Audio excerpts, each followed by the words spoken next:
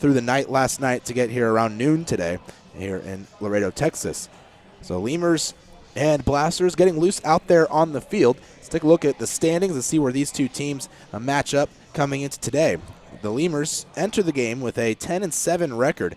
That is good for first in the American Association South Division. This is a matchup of division opponents. The Joplin Blasters, well, they're in second place, tied for second actually, with the Texas Airhogs at 7-10, 3 games behind the Lemurs. So Airhogs and Blasters both 7-10. The Wichita Wingnuts are 6-11. They're last place in that South Division. The other divisions around the league, you have Lincoln leading the Central at 9-8, but only by half a game above the Gary South Shore Railcats, who are 9-9, followed by Sioux City at 8-9 and Kansas City at 8-10. So a very close Central Division right now, as all the teams are within a game and a half of first place. The North Division, St. Paul, we just saw them. They lead the way, game and a half ahead of Winnipeg. St. Paul 12-6, Winnipeg 10-7. 9-7 are the Fargo-Moorhead Redhawks, just 2 games out of first, and in last place in the North Division. The team that started out the season very hot, won their first 6 games. Well, since then they are 2-9. They are a record of 8-9. Sioux Falls Canaries, 3.5 games out of first place there in the North Division. Overall, the Lemurs second best, tied for the second best record in the whole league, as they trail the St. Paul Saints by a game and a half in the overall league standings. That's your standings. Take a look at today's starting pitcher for the Lemurs. They'll be led by Matt Sergey on the hill, and Sergey has been absolutely on fire this season for the Lemurs. Sergey in his last start went 6 innings against Joplin, getting his first win of the season, giving up no runs on just 4 hits, striking out 9 batters. He did walk 3 batters, which was a season high for him. His previous outing before that, 6 innings pitched, 1 run. It was earned on 5 hits, walking just 1, striking out 8. On the year, he has 24 strikeouts and 18 innings pitched. He's gone 6 innings in each of his starts, 1-0 with a 0.50 earned run average, just that 1 run allowed on the season for Lemurs starter Matt Sergey. On the hill will be a lefty, Jose Montanez, for the Joplin Blasters. Montanez 6'1", 220 pounds. So far this season, well, he's kind of struggled through his first 3 starts. 1-1 with a ERA of a 9.00. 8 innings pitched overall on the season. He's kind of had some issues out there. He threw 5 innings in his first outing of the year, giving up 4 runs on 4 hits, all earned. But he did get the win. He walked 2 and struck out 8 in that ball game against a pretty good Winnipeg team. And then against Gary, he actually pitched twice within 2 days, making starts in both of them, going an inning and a third of shutout hitless baseball. But they were rained out that day, so only throwing an inning and a third, they decided, hey, we'll start him 2 days later. And, well, it didn't go so well. He threw an inning and 2/3, taking a loss, giving up 4 runs, all earned on 4 hits with 3 walks and 2 strikeouts.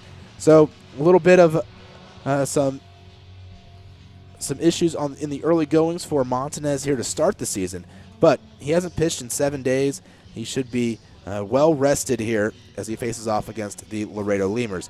So it'll be an interesting matchup to see Montanez versus Sergey. Last year, Montanez was very good, 4-2 in his 13 outings, 9 starts with a 1.83 ERA for the Blasters. So he's returning for his second season here in the American Association.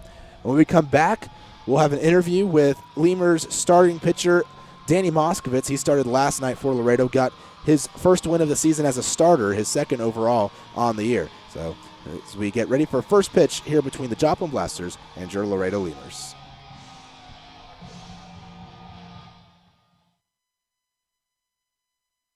Getting hungry? Popeyes always hits the spot. Make sure to stop by any Popeyes location to try out Popeyes' new Smoky Garlic Chili Chicken Dinner. It includes 4 smoky garlic chicken tenderloins served with Popeyes' new garlic herb dipping sauce, your choice of a signature side, and a buttermilk biscuit for just $4.99. Promotion starts Monday, May 25th.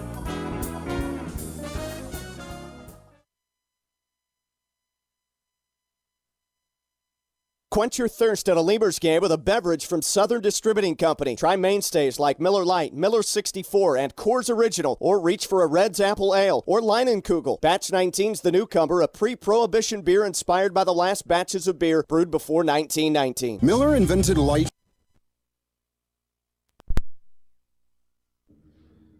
All right, welcome back to the Laredo Lemurs pregame show. James Nasser. I'm joined by last night's starter, Danny Moskovitz. Moskovitz had a really good game last night and just his second start of the year in the bullpen. How was that transition going from the bullpen to starting? Now this was your second start, but kind of go through that transition with us. It's definitely never easy for anybody. I've had some experience with it in the past, and so I've kind of gotten used to it. I obviously, view myself as a starter and prefer to be in the rotation. But over time, you kind of learn how to adjust your more being your second start, and so having your arms lengthened out a little bit more. Yeah, definitely. The first time you go 75 pitches, it really builds your arm up, and it's always a little more difficult that first time. But the second time, it just seems to be a little easier, especially because I had a couple. Sixth. In the seventh spot is Drew.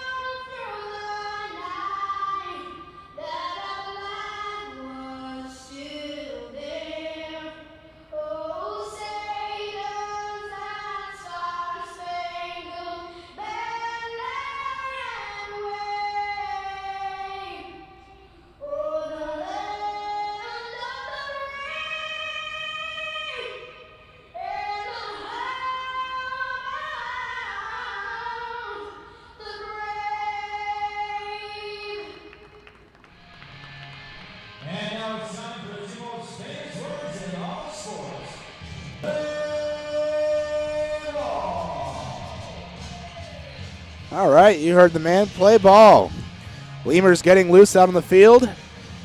Matt Sergey, the starter for the Lemurs, right-handed pitcher, enters the ball game with a record of 1-0 and an ERA of a 0.50. He has been incredible. So this season for the Lemurs, he's made 3 starts, going 6 innings in each of them, giving up just 1 run on the year. It was a solo home run in Grand Prairie against the Texas Airhogs in that start. Like I said, 3 starts, he's done really well, but he only has gotten the 1 win. Lemurs have won, though, 2 of his starts, the last 2, in fact, each by a score of 7-1. So Sergey on the mound getting loose. He features a fastball that's usually in the low to mid-90s. Can get up to about 95. Has a nice slurve as well, cutter, 2-seam, as well in his arsenal that he will throw out there tonight. Lemurs wearing their white pants with the black jerseys. Lemurs across the chest in gold. A little bit of white under the arm. The black caps with the gold brim. So Sergey warms up. The man behind the plate who he's tossing to is Matt Coach. Over at third base for the Lemurs, Travis Danker tonight. J.D. Pulfer's at short. Alvaro Rondon is at second, and at first, Jesus Pozo. Let's go over your outfield real quick. Ty Morrison out in left field. In center field, it's Drew Martinez. In right field, Dennis Phipps. So pretty much have 2 defensive alignments that the Lemurs will employ, and this is one of them. So Sergey getting loose. The lineup he'll have to face off against for the Blasters will be headed by Ronnie Richardson, Mitch Glasser, and Geraldo Valentin, the first 3 batters who he'll face here in the top of the first here this evening. So Richardson getting loose. The Blasters are wearing gray pants in their black jerseys with, I think they're wearing a vest, actually. It might all be one, but it looks like it's 2 pieces. It looks as if it's a black undershirt with their B on the sleeve and then a vest of sorts on top that is gold, or a yellowish gold color. But it might very well be one shirt. It's hard to tell from up here. But Ronnie Richardson will lead off the inning. He will tap the catcher's shin guard, Matt Coach, before getting in the box. Right-handed hitter is Richardson. I've actually seen him bat from the left side before. Went to the University of Central Florida. Played with Evansville and with Grand Prairie last year. 5'6", 175. Batting 100 on the year. The pitch from Sergey is fouled off at 7:10 p.m. So a little bit later today, starting. We've been pretty much on time the last couple of ball games here against the St. Paul Saints, but Joplin comes to town and we're a few minutes off. 0-1 the count now to Richardson. The pitch from Sergey outside on the fastball, 1-1. And Richardson struggling on the early part of the season. Well, he's only played 3 games for the Blasters this season, so he's batting 100, 1 for 10, but he has scored 3 times, having also walked once. The pitch on the outside corner at the knees, a called strike, 1-2. Richardson didn't like the call. So Richardson just in his 4th game in a Joplin Blasters uniform. Righty versus righty, the pitch. Richardson grounds it down the third baseline. It is a fair ball. It'll roll towards the corner in left. Richardson's headed to second base. He will pull up there with a leadoff double. Well, he just sneaked that inside the line there along the third baseline. That's his 2nd hit of the season.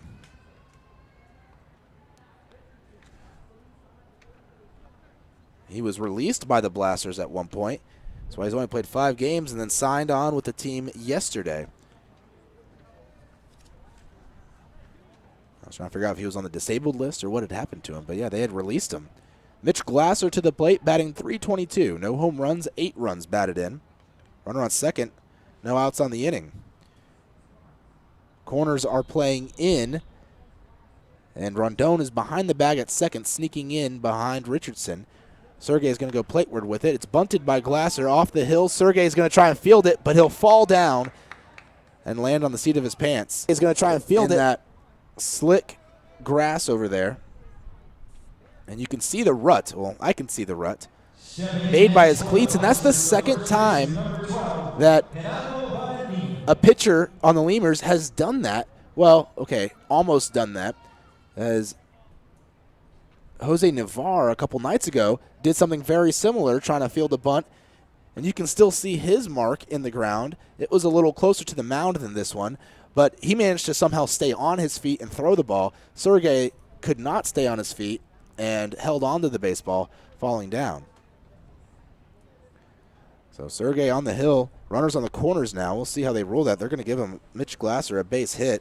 It was a sac bunt attempt, as it was. It would have been close. Glasser has some speed, and he bunted it very well down the third baseline.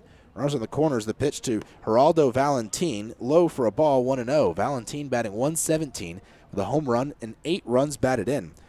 Valentin, who spent the last couple of seasons in an Amarillo Thunderheads/Sox uniform.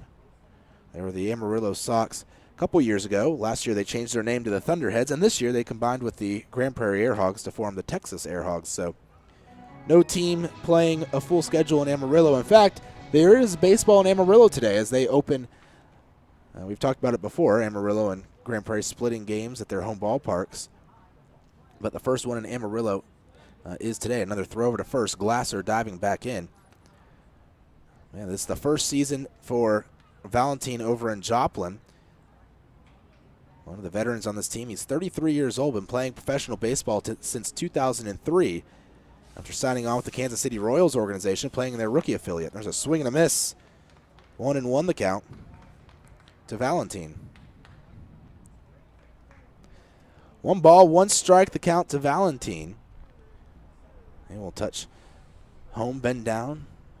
He's got an interesting bat. It looks like he's either got a lot of pine tar on it or he just has a oddly colored one. He'll swing and foul tip the pitch. 1-2 now the count. It's a brown bat, but he's got a lot of darkness around the bat. You just can't quite see the actual color. So it looks almost like he's either burned part of it and it's part of the design of the bat, and the barrel it's a lighter color, or if he's just pine-tarred it up. I doubt it's the pine tar, though. 1-2 the count to Valentin. Here with runners on the corners, no outs. Sergey in a little bit of a jam here in the top of the first. Lemurs and Blasters still scoreless. The pitch high for a ball. 2-2.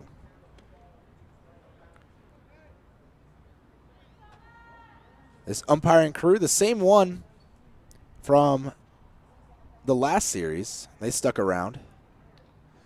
Cody Lowe at third, Tim Kramer at first, and at home plate, Taylor Payne. Throw to first, Glasser diving back in, no tag. Still a 2-2 count to Valentin.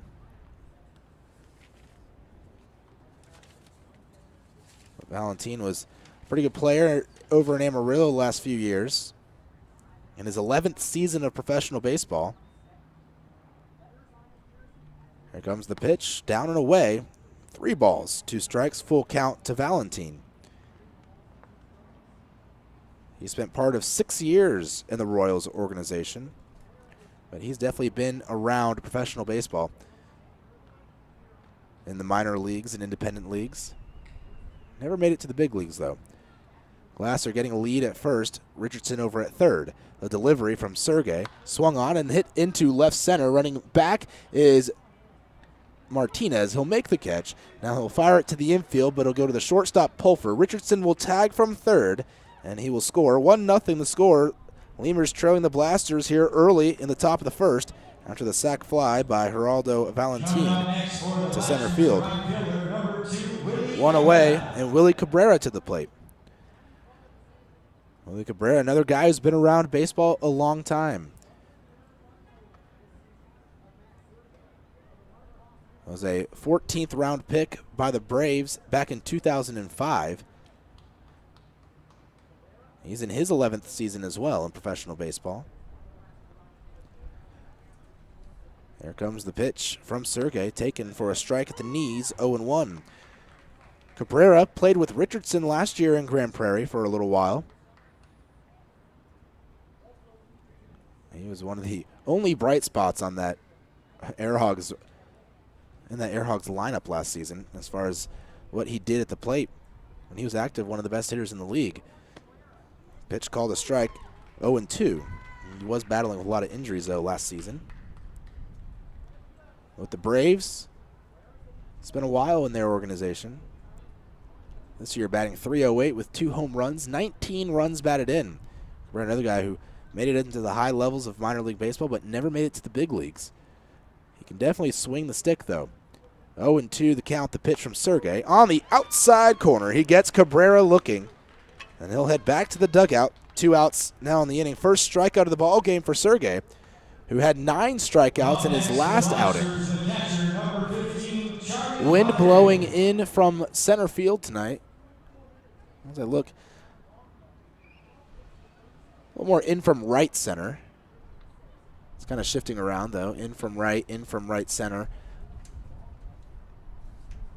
But still is not blowing out to left. We had out to left the first homestand for a few of those ball games. But then this homestand, it's been blowing in a lot. Charlie Valero to the plate. He'll take the first pitch outside corner at the knees, 0-1. Valerio, batting .324 this season, a home run, 6 runs batted in for the Blasters.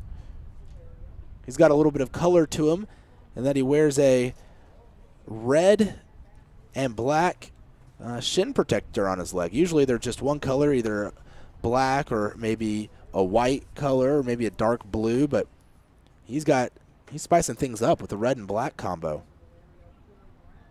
Doesn't really match the gold and black that the Blasters color combination is. Or it's tough saying a gold. It's almost a mustard yellow color. Over at first base, Glasser keeps getting a lead. 0-2 the count to Valerio. 2 outs in the inning. Lemurs trailing the Blasters 1-0 here in the early goings of the ball game.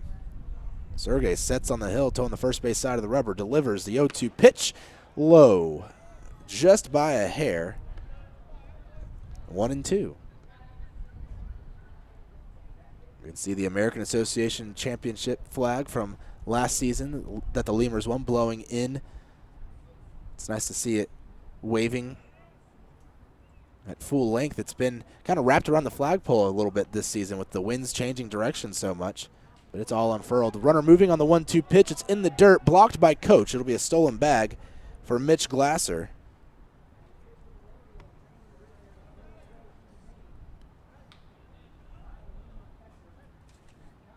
Glasser standing now over second with 2 outs. Well, he gets on base a lot, does Mitch Glasser. He's on base now for 7 straight games. He's got a 3-game hit streak, but he's second in the American Association in hit by pitches. Glasser, though, he tried to sack bunt it, but he ended up reaching because his bunt was so good, and Sergey ended up falling down after fielding it. 2 balls, 2 strikes, the count here to Valerio in the top of the first. Runner on second. Sergey set to the chest, kicks the leg, delivers, swing and a miss. There's strike 3. 2 strikeouts in the inning, but Blasters score a run. We go to the bottom of the first.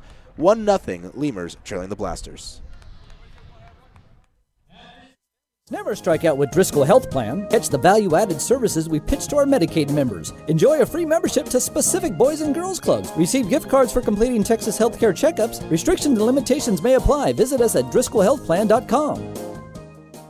Before your Memorial Day party gets going, drive over to Ashley Furniture Home Store this week for our best Memorial Day sale ever. Get dramatic price reductions store-wide or no interest until January 2021. Choose from sofas and sectionals, all at unbelievably low prices. Plus, find savings on beds and amazing deals on dining rooms. It's our best Memorial Day sale ever, so don't wait. Hurry over to Ashley Furniture Home Store right now. Ashley Furniture Home Store. This is home. 4520 San Bernardo Avenue, Laredo, Texas, 956-712-2401. Subject to credit approval. Minimum monthly payments required. See store for details. Hey, ¿tienes algo que celebrar? ¿Que por fin compraste carro nuevo? ¿Que cambiaste tu cheque? ¿Que hoy empieza tu fin de semana? ¿O que hoy se acaba tu novela y mañana empieza otra? La respuesta es la misma, pues un carnesazo. No importa lo que estés celebrando, lo que importa es que lo celebres, pues con un carnesazo de H-E-B.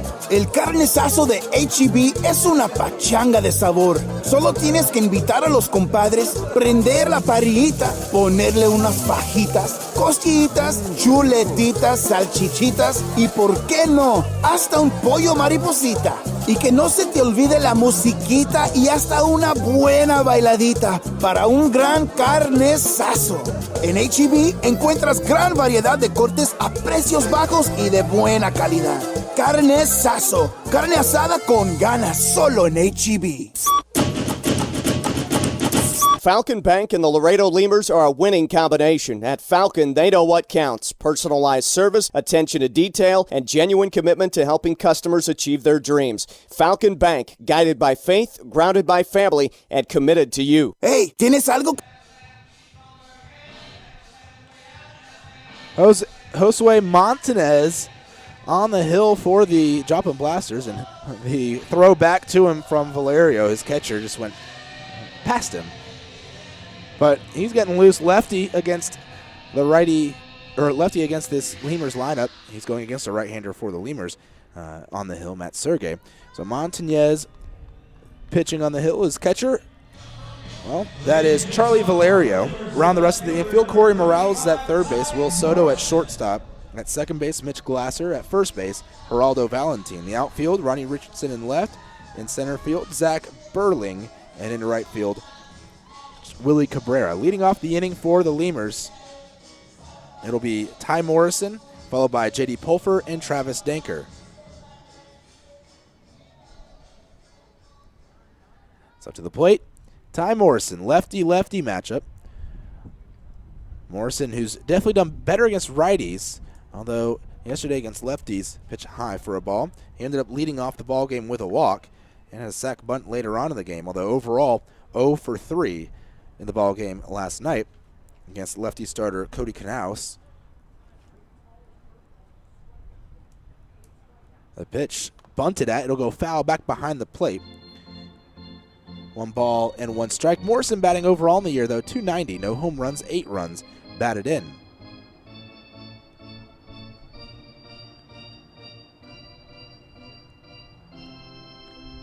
Morrison digging in. 1-1 the count. Lemurs gave up a run in the top of the first. It's 1-0 right now. The pitch, Morrison taking 2 balls and a strike. It'd be nice to see Morrison start getting those extra base hits that he's been doing this season. He's up there in the league with them. Well, not quite top 5. He'll swing and foul one off. Count 2-2. Morrison has two triples and 4 doubles. He's tied for the league lead in triples, so it's a total of 6 extra base hits. Total, well, 5th place has 10, so he's just out of the top 10, but those triples, he's up there, and he almost has a 3rd triple. He got thrown out by inches earlier in the season trying to get a double into a triple. Another fouled pitch, and it's 2-2. This ballpark, while it is very hard to hit one out of the ballpark to right field and right center, fly balls just go to die there. If you can actually burn the center fielder or the right fielder, or both of them, and Morrison's done it a couple times, you can get a lot of bases if you can run. The 2-2 pitch, swing and a foul off the screen. Morrison continues to battle away. And that's been fun to see Morrison do that this season. Just burning the right fielder and the center fielder into the gap. And he takes off. Got a lot of speed. Montañez sets on the hill, kicks and fires. 2-2 pitch, curveball, finds the zone. Called strike 3. Morrison goes down looking. So Montañez going to the curveball.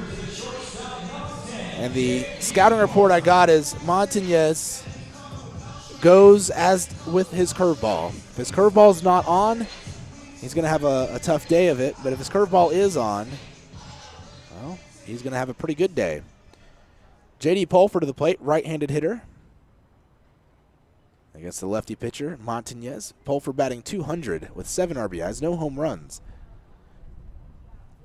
The pitch from Montañez, Pulford taking a called strike, 0-1.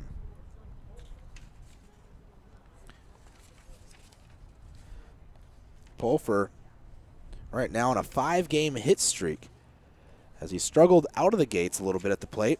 He's really turned things on here lately. Pitch outside, 1-1. So that 5-game hit streak, though, has been impressive for Pulford. And in those 5 games, hitting .350 with 4 runs batted in, 7 hits in the last 5 games. A pitch down low and in. 2 balls and a strike. The count to Pulford.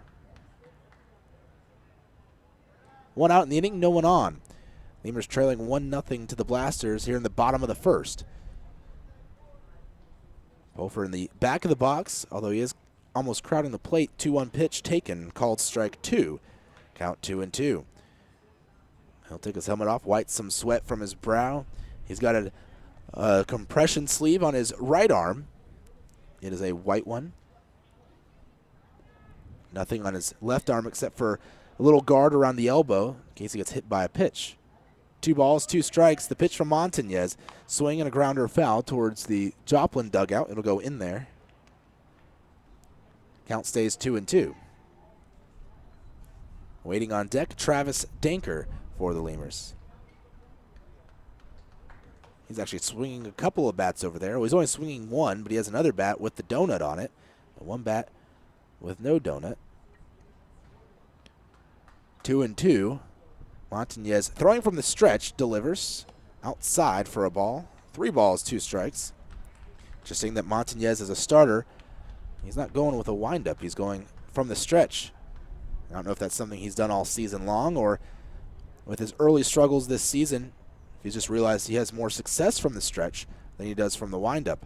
A lot of guys who have spent time as relievers and they make the transition to starters, they just keep throwing from the stretch. The 3-2 curveball finds the zone. Another looking strikeout for the Lemurs on the Montañez curve. And it's 2 outs, no one on for Travis Danker. See what Danker does here at the plate against Montañez. 7 home runs, leads the team, 16 RBIs, and a .246 batting average. So 16 runs batted in, also leads the team. Home runs, he's tied for the league lead with Burt Reynolds, still at 7. They've been there for a few days now, knotted up at 7.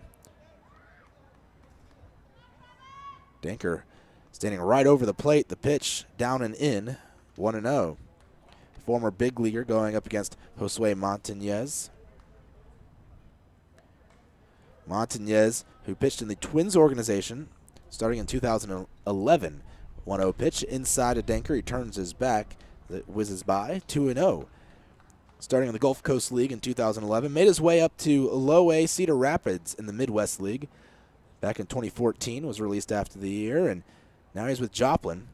Pitched with the Blasters last season, went 4-2 with a 1.83 ERA. Making 9 starts, 13 appearances overall. 2-0 pitch finds the zone. It's 2-1. He pitched in the Puerto Rican Winter League this past winter. He went to Miami-Dade College down in Miami, Florida. He was drafted by the Twins, 15th round. Curveball, again finding the zone. Might have been the changeup, actually. 15th round in 2011 out of college. He was drafted out of high school, though, in San Juan, Puerto Rico, 25th round in 2010 by the San Diego Padres. Montañez with a 2-2 count here to Denker. Lemurs down 1-0. The pitch. Denker taking outside. Count now full. 3 balls, 2 strikes, 2 outs. No one on. Bottom of the first. Game 1 of this 4-game series with the Joplin Blasters. The Blasters, a divisional opponent who the Lemurs have a 3-game lead over. Sorry, it's a 3-game series actually with Joplin. I keep thinking it was a 4-game. So a 6-game homestand. 3-2, the pitch to Denker. Swings and lines one foul, left side and out of play. I knew it was a 3-game because we're only starting 3 starters in the rotation. It'll be tonight, obviously, it's Matt Sergey. Tomorrow, Troy Marks. And Game 3, Ryan Beckman. So we throw in probably, or who you could say is our 2 top pitchers in the series, with Sergey and Beckman, starting games 1 and 3, respectively. 3-2 the count, the pitch from Montañez. Swing and a grounder off the end of the bat the other way towards the hole. Running, trying to beat it out is Denker. He won't beat it out, though, as Glasser manages to come over in time and make the play. That'll end the inning.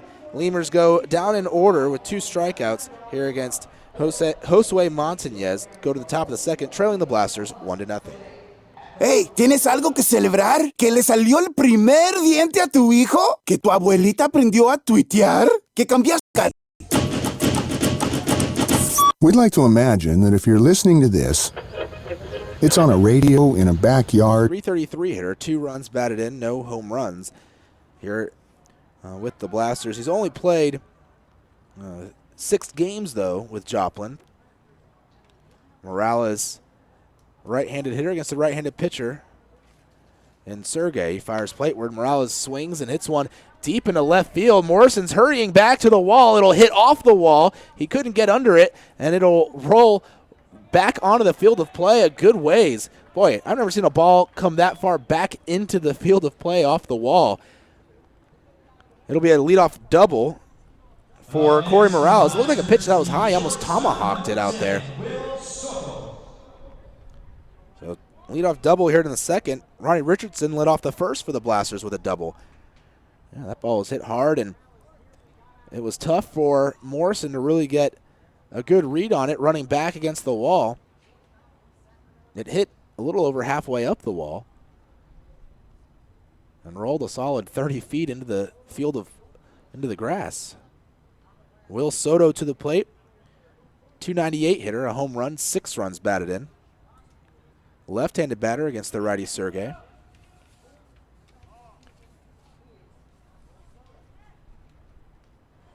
For Morales, he's played for 5 American Association teams in his career.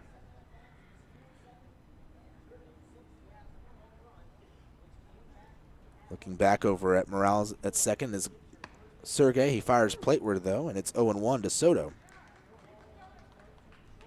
Sioux Falls, Amarillo, Fargo, Fort Worth, and now Joplin, who Morales has played for in his career. Soto, the shortstop for the Blasters, a new addition this season. The pitch taken for another strike, 0-2. So Sergey continues to attack the zone, which he's done all season. He's got a lot of strikeouts on the year. leading the league, in fact, coming into the ball game with strikeouts. 24 strikeouts. He's ahead of Tyler Heron of Fargo by 2. Heron with 22 strikeouts. So Sergey can add to his league lead in strikeouts here tonight. He already has 2 in the first inning. Looks back at second, keeps looking back. Now he lifts the leg, delivers the 0-2 pitch, swung on and hit into the air. Left field towards the line, racing over is Morrison. He slides out of my view. It's a foul ball. He didn't make the catch. As you can see, the wall right there with the camera obscures the camera's angle. Well, it obscures our angle even worse. I lost him really early on. Count still 0-2 to Soto.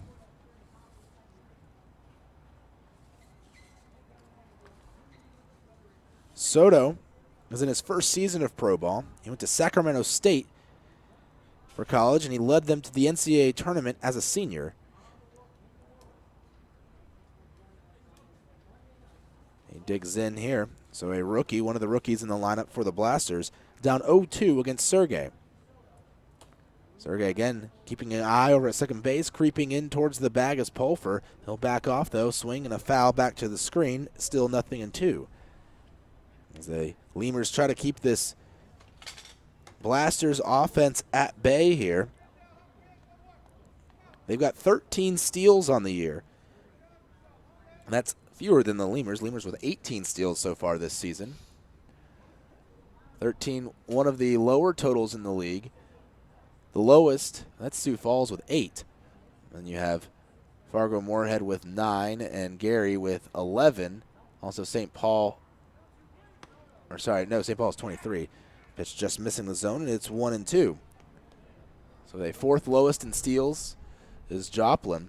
But they're second in the league in batting average at .288, behind the Wichita Wingnuts by 9 points. Wichita batting .297. But Joplin, for playing in the ballpark that they play in and having played as many home games as they've played, not really a power-hitting team. Third fewest home runs in the league, just 8 home runs so far this season. And their ballpark is not a big one. 1-2 pitch, swing and a pop-up left side, foul territory, trying to chase it is Denker from third. He'll give up on it as it will land in the seats. Count still 1-2 to Soto. Yeah, your lowest 3 home run hitting teams right now. Gary with 7, and that's not a surprise. They're usually the team with the fewest home runs in the league. Their ballpark is nearly impossible to hit a home run in. Joplin with 8, and Laredo with 9. The Lemurs are just 9 home runs. However, they do have the guy who is tied for the league lead in home runs with 7. The long ball has not been happening for Laredo a whole lot this season, especially when you compare it to the likes of St. Paul, who has 22. 1-2 the count to Soto still. Setting at the belly is Sergey. He fires away, swing and a miss. Soto is gone, swinging out number 1. Third strikeout of the ball game for Matt Sergey. So he's already getting the strikeouts tonight, as that's never really a surprise. This season, Sergey, as I mentioned, leading the league in strikeouts, and he's increased his strikeouts in each start. I mean, strikeouts, each start he has more strikeouts than the last start. He had 7 in his first start, 8 in his second start, and 9 in his most recent start against Wichita. Now time is called. Matt Coach going to go talk to Sergey, coach the catcher. So by the rule of the pattern, I guess, he should have 10 strikeouts tonight. And also still throw 6 innings, because he's thrown 6 innings in each start. But we're hoping he goes a little longer, maybe throwing 7 or 8 innings tonight. And the strikeouts, it doesn't really matter to me, but I'm sure he'll want some. The pitch to Brill, called a strike, 0-1. Brill the DH tonight for Joplin, batting .228 on the year with no home runs and 4 runs batted in. Brill played with the Blasters last season as well, one of the returners. Right-handed batter against the right-handed pitcher. He went to Felician College. Another strike, and it's now 0-2 to Brill. 25-year-old started his pro career in 2014 with Quebec in the Can-Am League. Last year, played for a couple of teams in the Pacific Association, Pittsburgh and Vallejo, before finding his way to Joplin, where he played in 24 games with the Blasters, batting .243 with 1 home run and 11 runs batted in for the Blasters. He's in his second season here in the American Association. 0-2 the count. Sergey again looking back at second. Rondon, the fielder holding him on. The pitch outside, 1-2. Brill last year, he's the DH, but last year with Joplin played a little bit of everything for the Blasters. He played second base 14 games, 7 games at third base, 5 games at shortstop. This year, he's played a game in left, 5 games in right, 3 games at short, 4 games at third, and 1 game at first. Pitch up and away, 2-2 the count. You got there 2 outfield positions, 3 infield positions, so 5 different positions played this season for Aaron Brill. And he hasn't played that many games, just 15 games played. So maybe by the end of the year, he'll have played all 9. He has pitched before. That was in 2014 with Quebec. He threw 2 innings. And that was a pretty good performance, actually. No runs, just 1 hit, had a strikeout. No walks either over there in the Can-Am League. 2-2 pitch, Brill swinging and missing. There's strike 3, back-to-back strikeouts for Matt Sergey.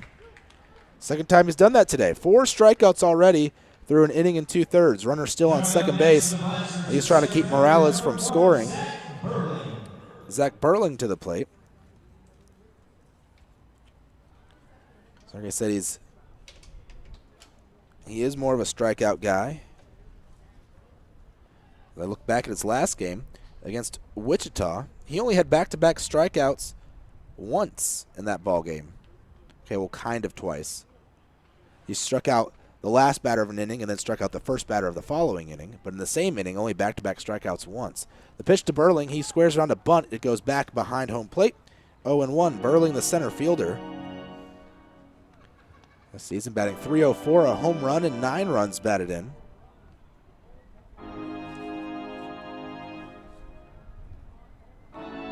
Burling in his second season of pro ball.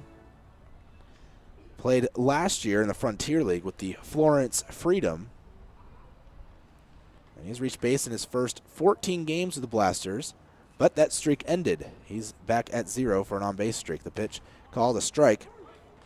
0-2 the count to Burling. Now the Florence Freedom over there, the Frontier League.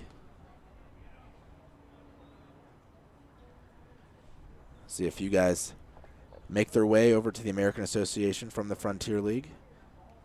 Matt Sergey was over in the Frontier League last season for a little while before joining the Lemurs. The 0-2 pitch to Burling, taken high for a ball. Coach just barely managing to snag it. Burling went to Western Illinois University. Last year played in 48 games with Florence. And, well, they weren't a great 48 games. He hit just .122 with 1 run batted in and no home runs. He did have 4 steals on the year. The 1-2 pitch, Burling taking, and it's down and away for a ball. 2 balls, 2 strikes. Although just 49 at-bats, total of 57 plate appearances in 48 games, so with Florence last year. So not getting too many starts if you're getting less than or just barely above an at-bat per game. 2 balls, 2 strikes the count to Burling, and time is called by the batter. He steps out of the box. And he's kind of going with that same bat look with the dark brown on the barrel. That's part of the design there.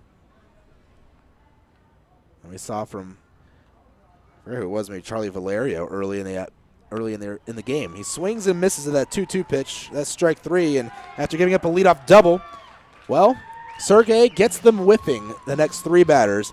We go to the bottom of the second. Blasters leading the Lemurs 1-0. Uni-Trade continues to provide solutions in foreign trade through a highly satisfactory customs brokerage service. Uni-Trade has quality trained personnel devoted to the highest level of customer service. For all your transportation, distribution, and consolidation needs, it's Uni-Trade. Chavarrias Plumbing's the #1 choice for any plumbing problem. Chavarrias is a full-service company with up-to-date technology trained professionals. With over 30 years of service to the community, Chavarrias is still growing strong. Visit chavarriasplumbing.com. And go Lemurs! For all of your vehicle collision repair and paint needs, there's only one place to turn, Mike's Paint Place. Mike's Paint Place has computerized color matching and digital imaging. They also do full frame and suspension repairs. Stop by and see Mike's Paint Place today at 6410 Polaris Drive in Laredo. Getting hungry? Popeyes always hits the spot. Make sure to stop by any Popeyes location to try out Popeyes' new Smoky Garlic Chili Chicken Dinner. It includes 4 smoky garlic chicken tenderloins served with Popeye's new garlic herb dipping sauce, your choice of a signature side, and a buttermilk biscuit for just $4.99. Promotion starts Monday, May 25th.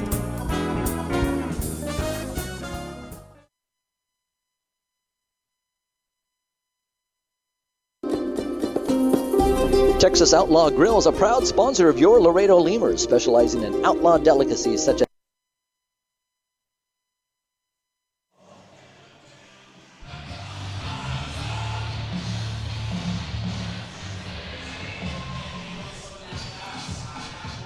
All right, bottom of the second, Dennis Phipps to the plate, followed by Abel Nieves and Matt Coach for the Lemurs against Josue Montañez. 1-0 the score, Lemurs trailing the Blasters. Blasters from Joplin, Missouri. They left last night after their ball game, somewhere around 11:30. The pitch to Phipps, a called strike, 0-1, made the long bus ride down here to Laredo. So they've been on a bus all day, or all night. 0-1 the count to Phipps, who's batting .270 this year, pitched down and in, 1-1, with a home run and 7 runs batted in. Phipps in his 3rd season with the Lemurs.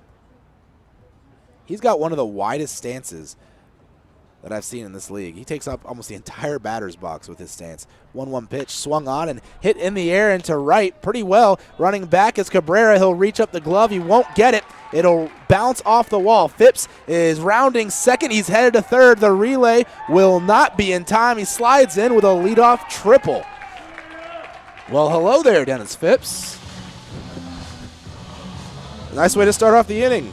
His 2nd triple of the season. He now is tied with Ty Morrison for the team lead, and he's tied with a bunch of other guys for the league lead in triples.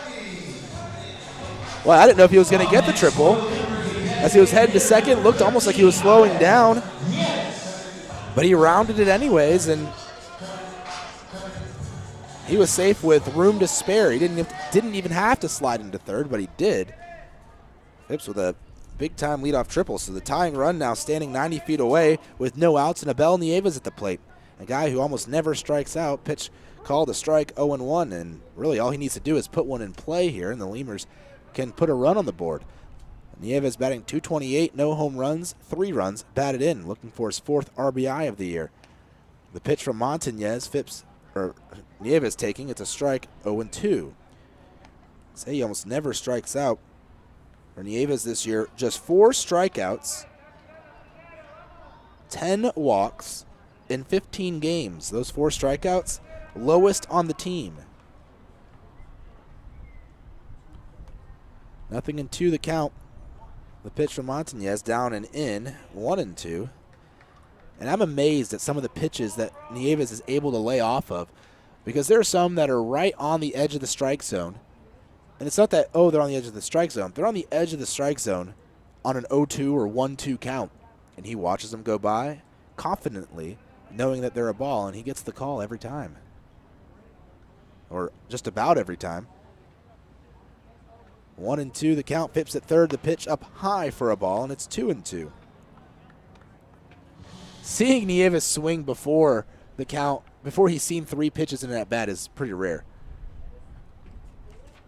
Last night, he walked 3 times. He actually drove in a run with a walk, had a single, and grounded out. He was 1 for 2. 2-2 pitch, swing, and a line drive down the third baseline, but foul. Count still 2-2. Yeah, so last night he walked on a 3-1 count twice, walked on a full count once, and then his ground out actually came on a 2-0 pitch, so it was the third pitch of an at-bat, and his single came on a 1-2 pitch after fouling off about 5 pitches. 2-2 pitch, Nieves taking. Again, there's another close call, but it's just off the plate away, and it's now a full count, 3 balls and 2 strikes to Nieves. Runner at third, Lemurs trailing by a run, 1-0. Here in the bottom of the second to the Joplin Blasters, but that tying run is creeping down the third baseline as Dennis Phipps is getting a big lead. The pitch into the dirt, and Nieves does what Nieves does. He walks. With all of those walks, his on-base percentage, it's a .343, which is one of the better ones on the team. It's good for actually third on the team, just behind Dennis Phipps and Ty Morrison, who have the 2 highest batting averages on the team. So goes to figure that they would have a pretty high on-base percentage as well. But Nieves, though, middle of the pack batting average, but third highest in on-base percentage, just barely being out Travis Danker by a point. Matt Coach to the plate, batting .214 on the year, a home run and 8 runs batted in. Runners on the corners, no outs. Montañez fires plateward, Coach taking for a strike. Outside corner, maybe in the upper part of the zone. So a leadoff triple for Phipps, put him at third. The walk of Nieves puts him at first. Coach trying to get an RBI. He's got 8 on the year. Last night, he didn't have any. He struck out twice, was 1 for 5 in the ball game. He came up to the plate actually with the bases loaded and hit an infield fly. He fouls that pitch away, and it's 0-2. But he did single and score a run. That came in the 4th. Part of a string of 4 straight singles for the Lemurs last night in their 3-run 4th inning, which helped take the lead against the Saints as they won this series against St. Paul 2 games to 1 in that 3-game series. 0-2 the count. The pitch to Coach. Swings, pops one up on the infield. Foul territory, right side. Moving over from first is Valentin. He will make the catch, and there's out number 1 on the inning. So 1 away. Drew Martinez to the plate. Left-handed batter. Center fielder for the Lemurs. Batting .269 on the year, no home runs, 8 RBIs. Martinez third in the league, third on the team in batting average. Just 1 point behind Dennis Phipps. Well, that's coming into the game. Phipps now, he will have raised his batting average a few points with that triple. Martinez could raise his too with a base hit. He will square around to bunt, pull back. That's outside. 1-0 the count. Boy, a bunt would sure be interesting to see Phipps try and score. He's going to get back to the bag at third. Watch third base coach Gibby Villacuellar give out some signals. See if they're still going to try to bunt. Over at third base, Morales playing even with the bag. The 1-0 pitch, Martinez does square around again, but again pulls back. The pitch low, count now 2-0.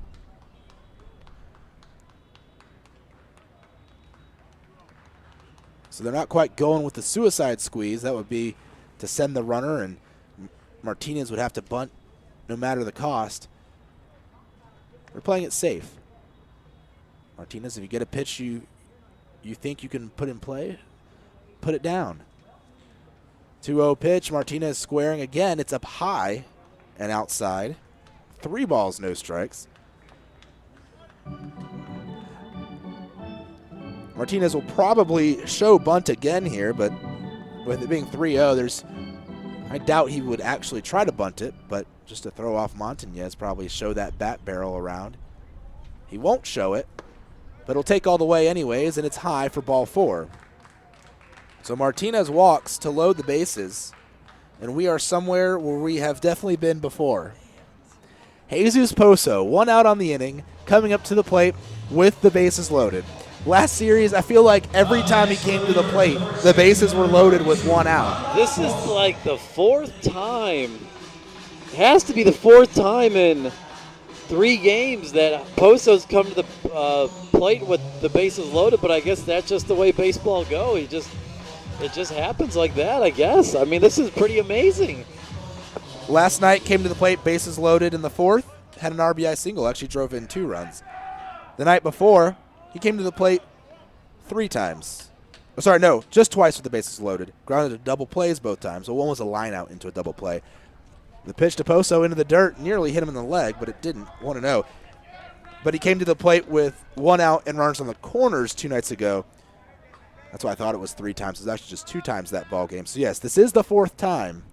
But he's been coming to the plate with at least 2 men on a bunch of times here in this homestand.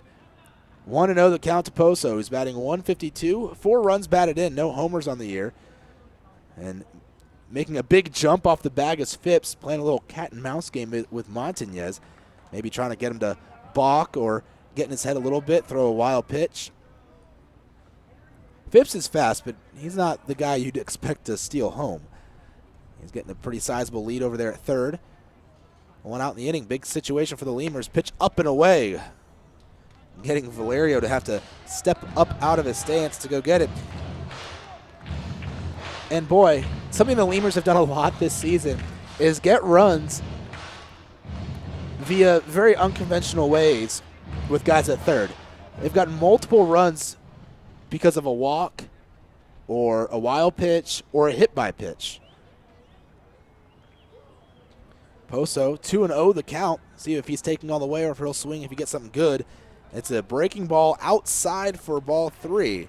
Well, with 3-0, he's definitely not swinging here, especially since the last 7 pitches have all been out of the zone from Montañez. On that last pitch by Montañez, he threw his left arm up, oh, how is that not a strike? So he was surprised by the call there. It was very close, at least from our angle, but must have been just off the plate. 3-0 the count, the pitch, up and away, ball 4, ball game tied. Montañez has walked 3 batters this inning, all coming after the Dennis Phipps leadoff triple. And the game is now tied at 1. Looks like we're going to have a mound visit. That'll be, well, I'm not exactly sure who it is. Their pitching coach is listed as Winston Abreu, who is one of their relievers as well. He wears number 23. The person coming out of the dugout is wearing 21, but their coaching staff doesn't have the numbers corresponding to it. So I don't know who it is making the visit. But mound visit is now done, as whoever the coach from the dugout is heads back to the dugout. I know it's not Gabe Suarez, because I know what Gabe looks like. He's the manager, so it's either CRL, the assistant coach, or the bench coach, Dennis Villela. To the plate, Alvaro Rondon. So give Poso another RBI for his walk. He's got a bunch of those here in the last few ball games. Poso at first, Martinez over at second, and at third, Abel Nieves, pitch outside. 1-0 the count to Rondon. So 9 straight pitches out of the strike zone from Rondon, or from Montañez. Rondon to the plate, batting .245, 6 RBIs, no homers. The pitch right down Main Street. 1-1. So the streak ends at 9. That streak is 9 balls thrown out of the zone. So 1-1 the count to Rondon. Montañez with the bases loaded, he'll step off the back of the mound. Rondon will step out, take a hack out of the box before digging back in. Lemurs with a chance here to score a bunch of runs. You'd like to think with the 9th batter in the order up, you go back to the top of the order. And if Rondon can get a hit, there's only 1 out on the inning, so even if he doesn't, you'd still have top of the order with 2 outs. He fouls off that pitch, 1-2 the count. And well, you've got The bag's full of Lemurs. Montañez struggling here. After a 3-up, 3-down first inning in which he struck out Morrison and Pulfer to start off the inning, both looking. That not the case here this inning. Walks, not something. Oh, he did struggle a little bit with walks in his last start. An inning and 2/3. He walked 3 batters. 1-2 pitch, swing and a grounder right back towards the middle. The second baseman Glasser will flip to the shortstop, covering the bag, and the relay by Soto to Valentin is just barely in time by about a quarter of a step. A 4-6-3 inning-ending double play with the bases. Lemurs do.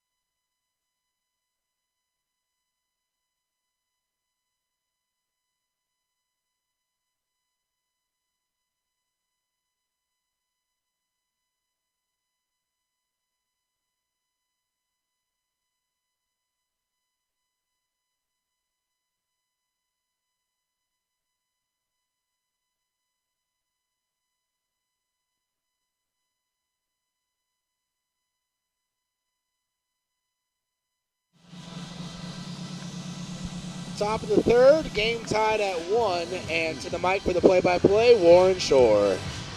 Thanks, James. Up this inning, top of the order for the Blasters. 1, 2, 3 hitters of Richardson, Glasser, and Valentine. Richardson led off the game with a double off the wall and left, actually off in between the Uni-Trade sign and the Core Business Solution signs out and left. As Matt Sergey deals the first pitch, and that hit him on the hand. I thought that might have clipped the bat, but well, that's going to be a hit by a pitch. So for the second time, Ronnie Richardson has led off the inning, and he's got on base. Only the 4th game for Richardson. He's only got 1 hit in 10 at-bats. He's batting 100.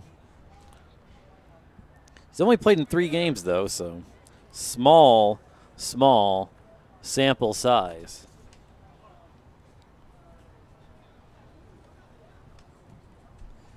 And now that brings up Mitch Glasser. First pitch from Matt Sergey is bunted, and that Poso has it in first in kind of like little no man's land, and that's going to be a base hit bunt as it just fell into a perfect spot in between Sergey when he overran it, and then Poso was playing in and got it too late, and there's no chance you'll probably see here on the replay, maybe if we get a replay.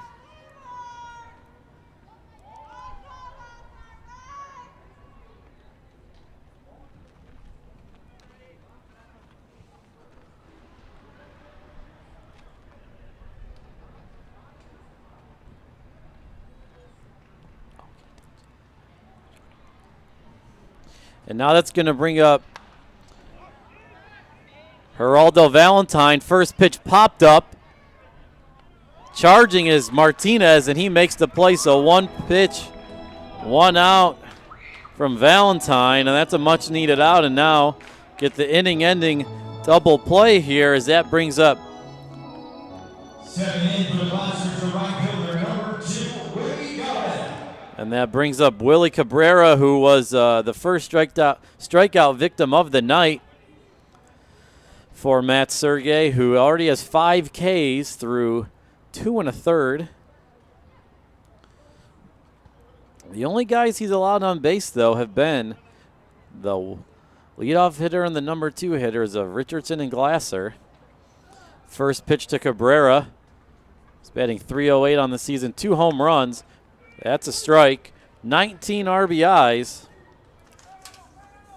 And those 19 RBIs are tied for the lead in the association with Jose Sermo. So 19 RBIs is the lead, or he's tied for the lead. And now the 0-1 from Sergey. Checks on Richardson at second. Richardson has yet to attempt a stolen base today, or this season, in those 3 games.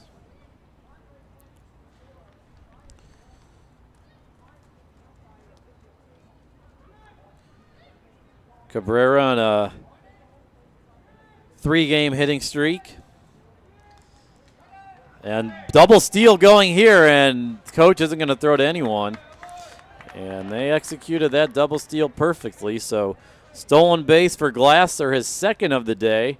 And Richardson, his first of the day and first of the season. And for Glasser, that's stolen base number 4. And now with runners at second and third, Pete Incaviglia is going to bring the infield in as we're tied here at 1 in the top of the 3rd inning.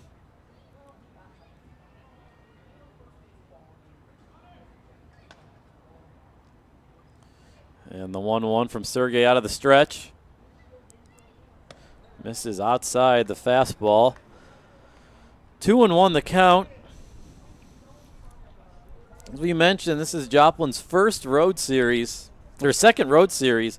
They had 14 of their first 17 games at home.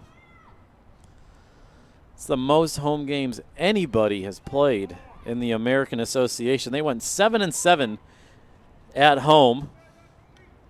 On the road, still seeking their first road victory, they went 0-3. And now the 2-1. Swung on and missed. Count level at 2.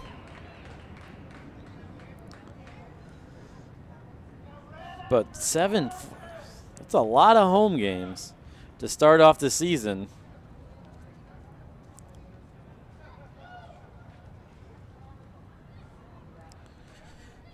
In their last 10 games, Joplin is struggling 3-7. The 2-2. That curveball misses high. They're 3-7 and they're 7-10 on the season, which puts them in second in the South Division. And you want to take a look at their record against the South Division. They're actually 4-2, so a winning record against division opponents. 3-5 against the North and 0-3 against the Central. So in the division, so far through 6 games, they have a winning record. And now the 3-2 pitch. Swung on and missed. Cabrera goes down swinging for the second time tonight. Strikeout number 6 for Matt Sergey, and he continues to add to his American Association lead.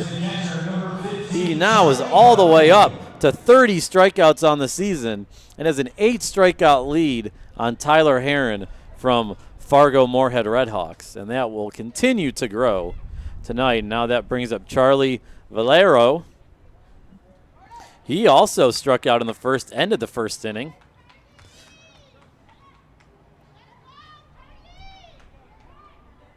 Charlie batting .324 on the season. 1 home run, 6 RBIs. First pitch to him fouled off right back to the screen. 0-1 the count.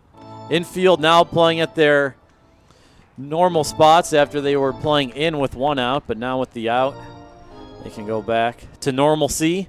Wind blowing in from right center.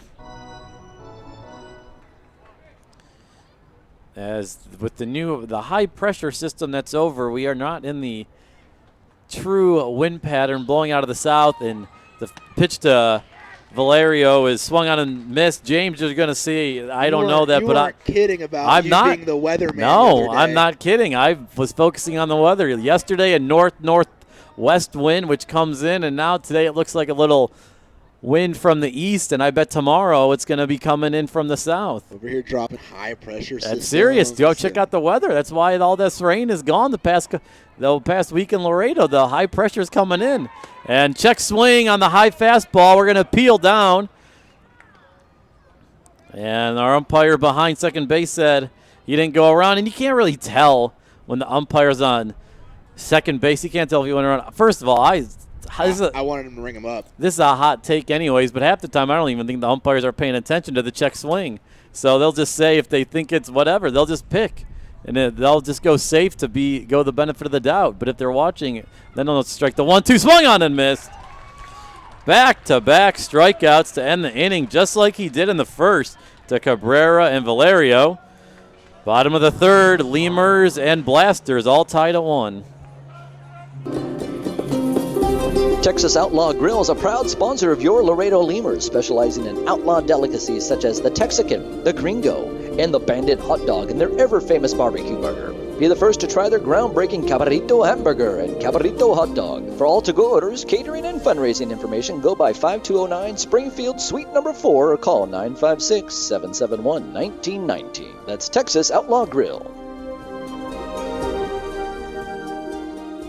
Right now, when you sign up for a Gold's Gym membership, you'll get tons of extras completely free. Confidence, free. Compliments from your coworkers, free. And the desire to wear tiny bathing suits, you guessed it, free. You'll be stronger with extras, and you'll be stronger with Gold's Gym. Know your own strength. Tiny bathing suit not included. Core Business Solutions is a proud sponsor of Lemurs Baseball. Core Business Solutions services the 17 southernmost counties of Texas as well as areas of northern Mexico. They offer a wide range of high-tech solutions for businesses and organizations. Make Core Business Solutions your solution today. Driscoll Health Plan loads the bases with value. We knock it out of the park with all the value-added services we bring to our Medicaid members. Driscoll families cheer on the Grand Slam packages, sports physicals, free memberships to Boys and Girls Clubs, and dental care for pregnant women over 21. Take a swing at our baby showers offered by Cadena de Madre. Forget those peanuts and Cracker Jacks, root for our baby blankets and more. Come slide into home when you receive gift cards for completing Texas Health Steps checkups and attending postpartum visits on time. Don't miss a play. Restrictions and limits may apply. Visit DriscollHealthPlan.com. Chavarria.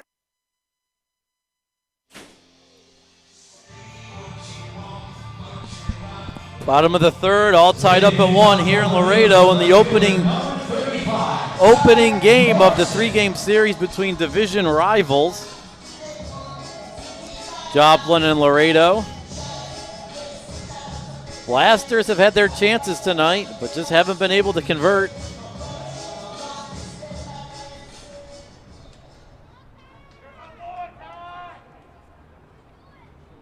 First pitch to the leadoff hitter, Ty Morrison.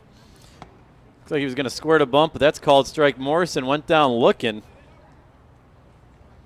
to lead off the Lemurs half of the bottom of the first inning. Morrison batting .290 on the season, leads the team.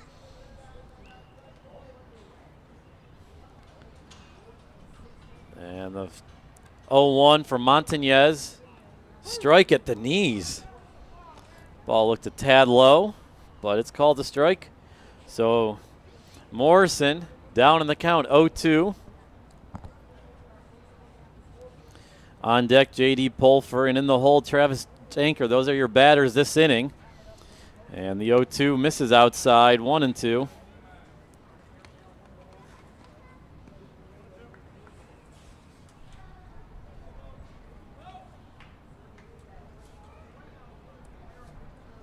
And now the lefty on lefty matchup, and Montañez, that pitch way outside, 2-2. As I mentioned last night, same batting order as last night with a couple changes, but Martinez, again, the lefty in the 7th spot.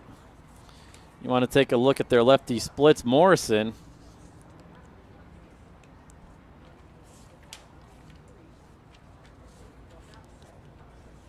and the 2-2 to Morrison misses outside. So works the count full after going down in the count.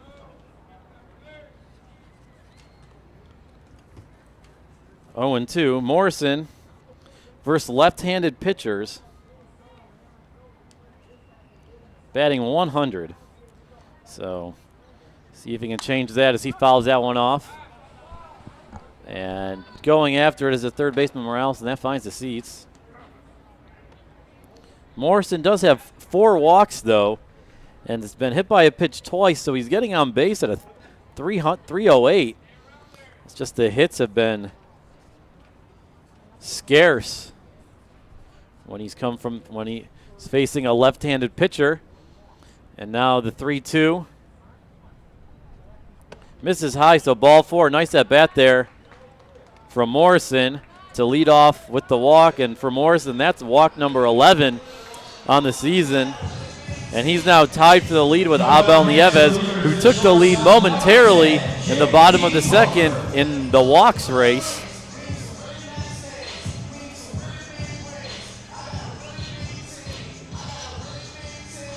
And now that brings up J.D. Pulfer. Struck out looking just like Morrison in the first. First pitch to the right-handed shortstop. Called strike 1. Pulfer in the last 10. 9 hits and 5 RBIs. As he's starting to pick it up after a relatively slow start to the season. And the 0-1. Misses outside. Morrison is a threat to steal on the base paths. He's been caught stealing 4 times, but also successful 4 times. So he's at a rate of 50%. Might be hard to get the jump off this lefty. As Montañez set at the waist. As Pulfer hits a lazy liner to the shortstop Soto, who comes in and makes the play and quickly looks at Morrison at first as he goes back. 1 out there for the Blasters. Let's take a look around the American Association here. Some games flying by the Association while we're going at a snail's pace here tonight. In Lincoln, the Salt Dogs are trailing the Sioux Falls Canaries 3-0. That's in the top of the 7th inning at Haymarket Park. And at Lewis and Clark Park, love that name, the Sioux City Explorers up 4-0 on the Winnipeg Gold Eyes. First pitch to Travis Danker, fastball high. Danker hit a cue shot to the second baseman Glasser to end the first inning.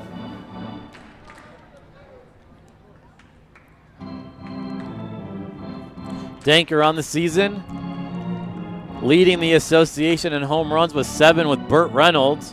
And Burt Reynolds' Texas Airhogs in their Amarillo home opener are up 5-1 over the St. Paul Saints in the bottom of the 4th inning. As St. Paul had to make the 11-hour trip from Laredo to Amarillo. The 1-0. Called strike 1. So you think about St. Paul, they're traveling. They had to come down I-35 from Joplin to Laredo, and then they have to go up to Amarillo. They are seeing a lot of the state of Texas on this road trip. And in Kansas City, the T-Bones lead the Wichita Wingnuts 2-1. Bottom of the 4th there at Community America Ballpark. And the 1-1, Danker chops one back up the middle. Moving to his left is Soto, has it, flips over to the second baseman Glasser to get the first out, and the relay is in time. And that's a 6-4-3 double play to end the bottom of the 3rd inning. We'll head to the top of the 4th, all tied up at 1 here in Laredo. Plumbing's the #1 choice for any plumbing problem. Chavarrias is a full-service company with up-to-date. Lo que importa es que lo celebres, pues con un carnezazo de H-E-B.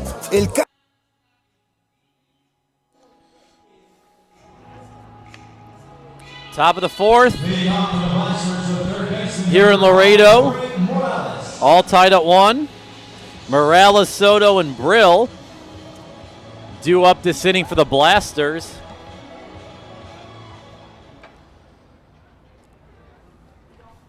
And Morales led off the 2nd inning with a double. First pitch to Morales, called strike. Outside part of the plate, looked like an off-speed pitch.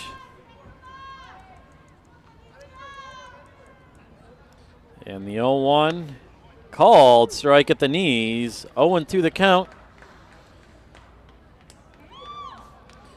Blasters 1 run on 4 hits, no errors. Lemurs 1 run on 1 hit, no errors. And the 0-2 pitch down and away, 1-2.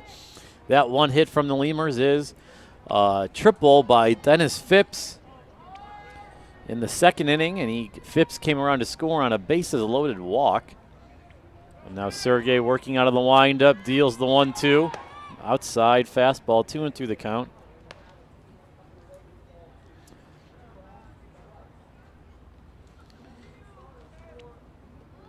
You look at the runs per game from the Blasters home and road.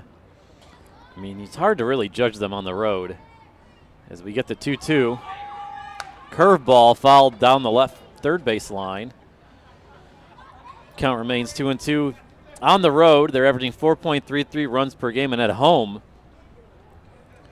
4.93. But the ERA is really inflated on the road, 8.18 on the road and 4.24 at home. Now 2-2 low, so the count works full.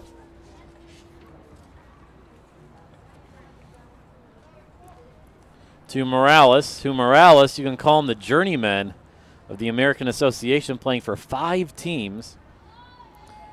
The 3-2.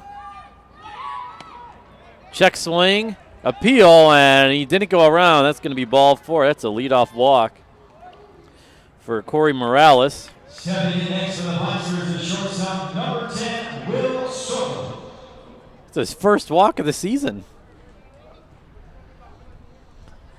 But for Morales, he's played in Fort Worth Cats, which no longer exist, Sioux Falls, Amarillo, Fargo, and Joplin. Amarillo no longer exists. So two of the 2 Texas teams he's played for no longer in existence.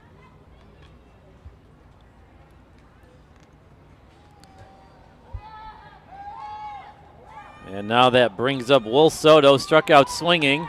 First pitch swung on and fouled back to the screen and loses his bat. And that bat actually went into skipped off the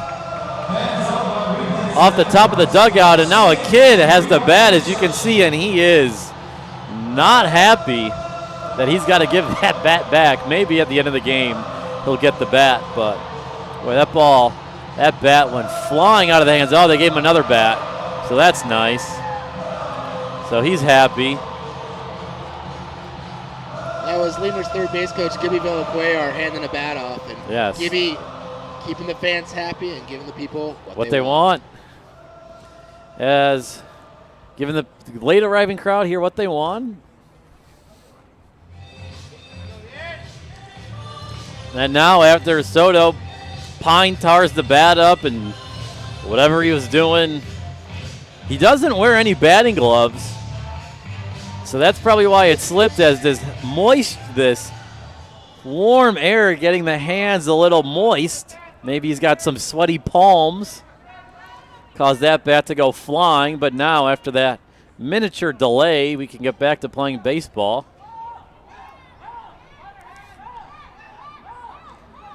The 0-1 misses outside, and the fans are very boisterous now to him. I heard a couple don't throw the bat in the middle of that one. But Soto batting .298 on the year, 1 home run, 6 RBIs. Infield at double play depth. The 1-1, that ball sliced, fouled on the third baseline. 1-2 the count. As it's actually a pleasant evening here in Laredo. About mid-90s today, the high, but now with the sun setting, I would imagine it's around the low 90s, but very comfortable here in Laredo.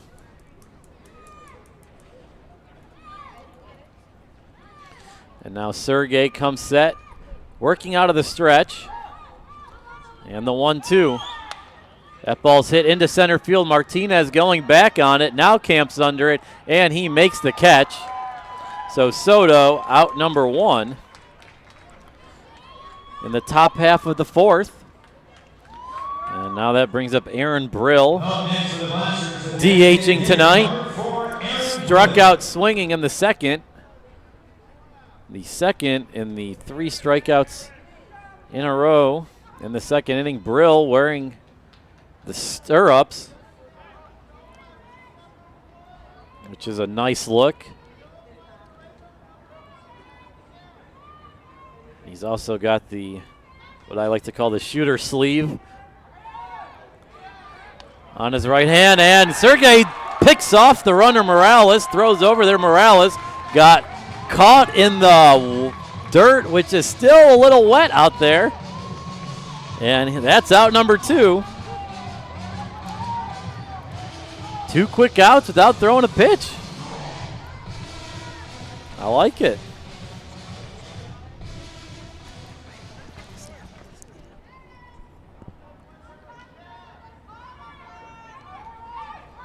First pitch to Brill. Strike 1 at the knees, fastball.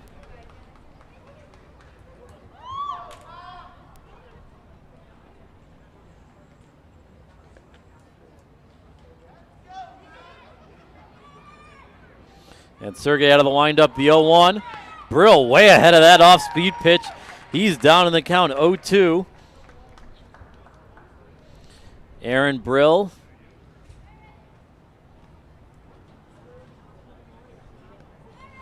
On June 2nd, drove in the winning run on the walk-off hit against St. Paul. The 0-2 just missed. So 1-2 the count. His 3rd season in professional ball. Last night against Texas went 1 for 4.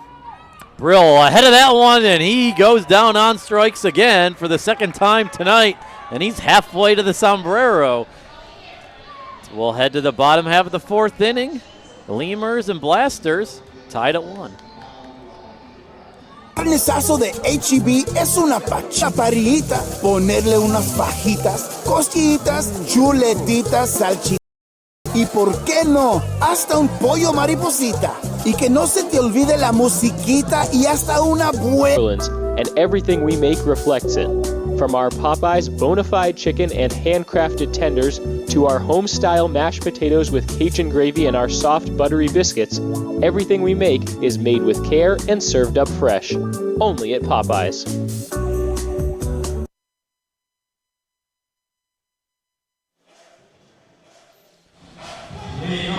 Deadlocked at 1 here in Laredo, bottom of the 4th inning. Due up is Phipps, Nieves, and Coach. Phipps in the 2nd hit a leadoff triple to right field, ended up scoring later in the inning. The first pitch to Phipps, he hits one high, foul. Down the left field line, that's going to be out of play. The right fielder, Cabrera. That ball hit his glove on the triple, and he just overran it, and Phipps got a triple. And the 0-1 misses outside 1-1 the count. There was one score I didn't get to that I think we should give its due. Now in the top of the 5th, Fargo leads Gary 2-1. Phipps hits one over a leaping Glasser, and that's going to be a single. That actually tipped the top of the glove of Glasser for a base hit, and Glasser, they had a little shift on him. He was playing right behind second base, and that just got over the outstretched arm. Phipps is about 4 inches from being 0 for 2 today. Instead, he's 2 for 2. Yes, he is. I know. You know what? We'll take it. So those are your scores around the association. We'll give you the rest in the 7th inning when I imagine Nieves, first pitch to Nieves, and that ball's hit into left field. That's going to drop for a base hit. Phipps is going to put the brakes on at second, and that is a first pitch single to left field for Abel Nieves, who is just on a tear right now, getting on base. I mentioned earlier, he doesn't swing a lot of first pitches, but when he does, he's typically hitting it well somewhere. Nieves' last 10, he's only batting .250, but he's got 9 hits, 7 runs, 2 RBIs, and It doesn't give walks on the stat packs, but I imagine he's walked at least a handful of times. I'll let the Elias Sports Bureau research that one.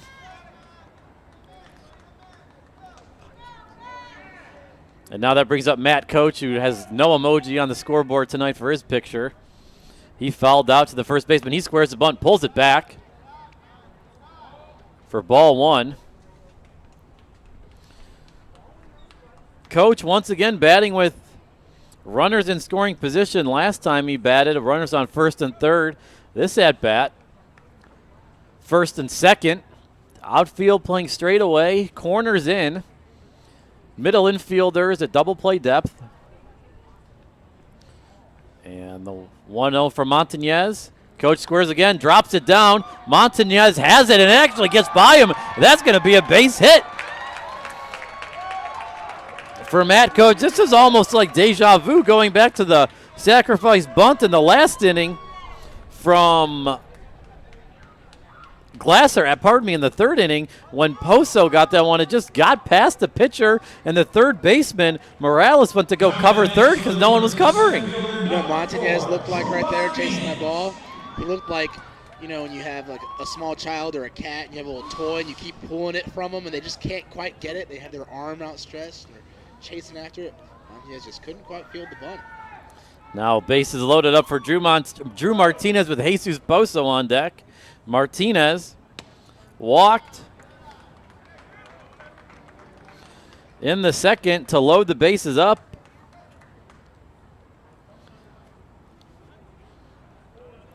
Lefty on lefty here. This will be the 66th pitch of the night from Montañez. And the 1-0 way outside, 2-0 the count.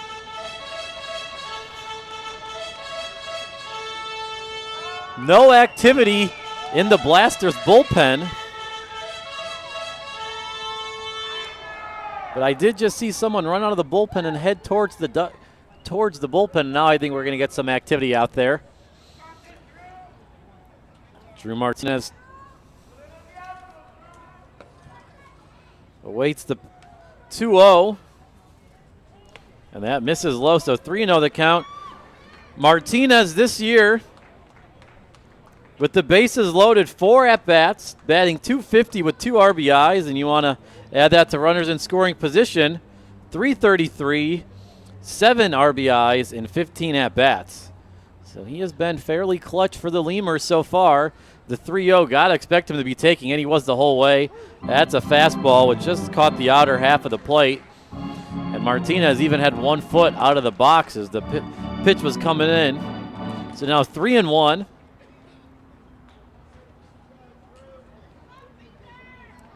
So we're all tied up here. Bases loaded. Bottom of the 4th inning. Nobody out.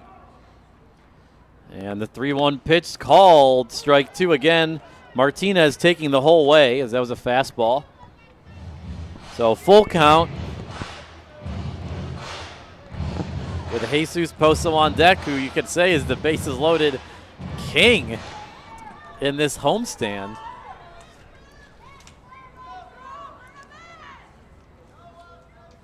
As now Montañez comes set at the waist, kicks and fires a 3-2 pitch high, and that is the second bases loaded walk for Montañez tonight, and the Lemurs now lead it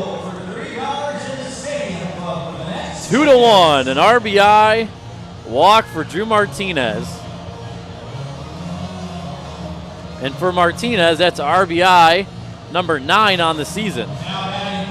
So now Nieves to third, Coach to second, Martinez at first, and now we're going to have a trip out to the mound.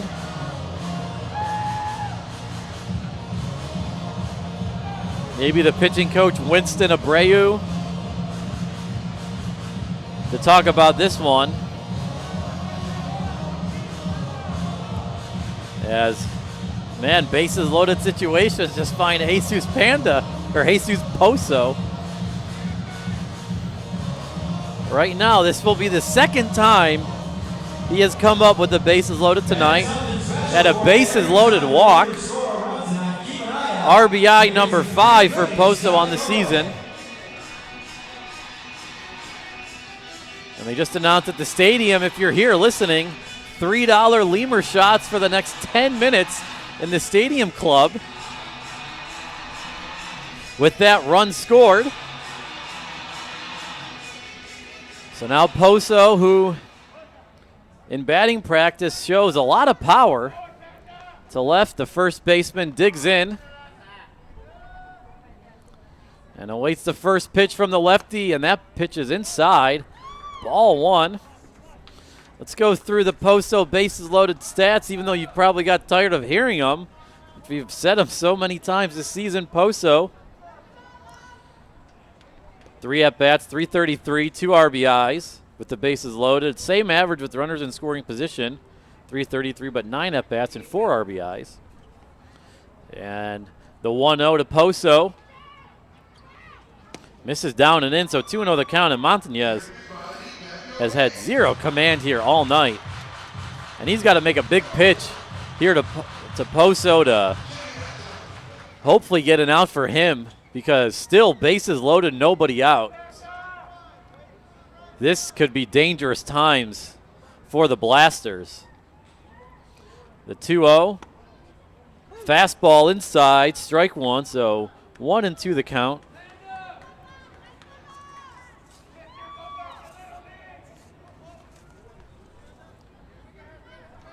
Poso signed with the Phillies in 2013. And spent his pro career before this time as he chops one foul over the dugout. Count be at 2-2.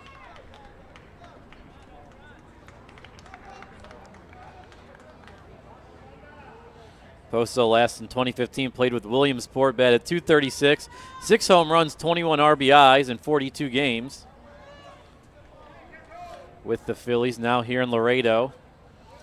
He'll await the 2-2 pitch, looking to extend the Lemurs lead of 2-1.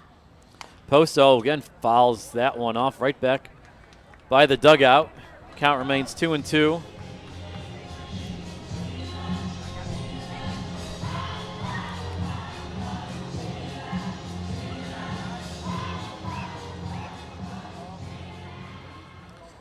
Now 77 pitches, and we're only through 3+ innings for Montañez. Really laboring here. And the 2-2.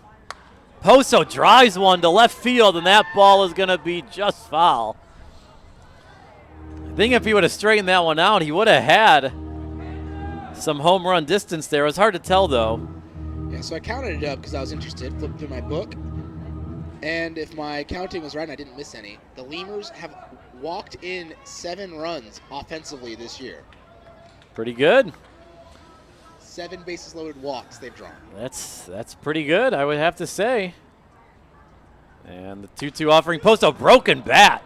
That's a chopper foul. The bat ended up by the shortstop, Soto. Saw it off right at the handle. He'll need a new piece of lumber. Member fans, City of Laredo, our broken bat sponsor. As Alvaro Rondon gets the new bat for Poso. He doesn't need any pine tar. It's all ready to go. The black bat, black maple. A lot of players use that. And Poso's now fouled off 3 consecutive pitches. So he's really making Montañez work here. You hope he can get through in this battle as now it comes set. And the pitch, Poso, fly ball to left, chasing after it is Richardson, and that's going to be foul out of play. As I'm leaning my head out the window like a dog does in a car to see the ball down the left field line. Because there's a nice little wall here that it's obstruction of the view, but we get over it. And the 2-2 now, we'll do it again for the 8th pitch of the at-bat.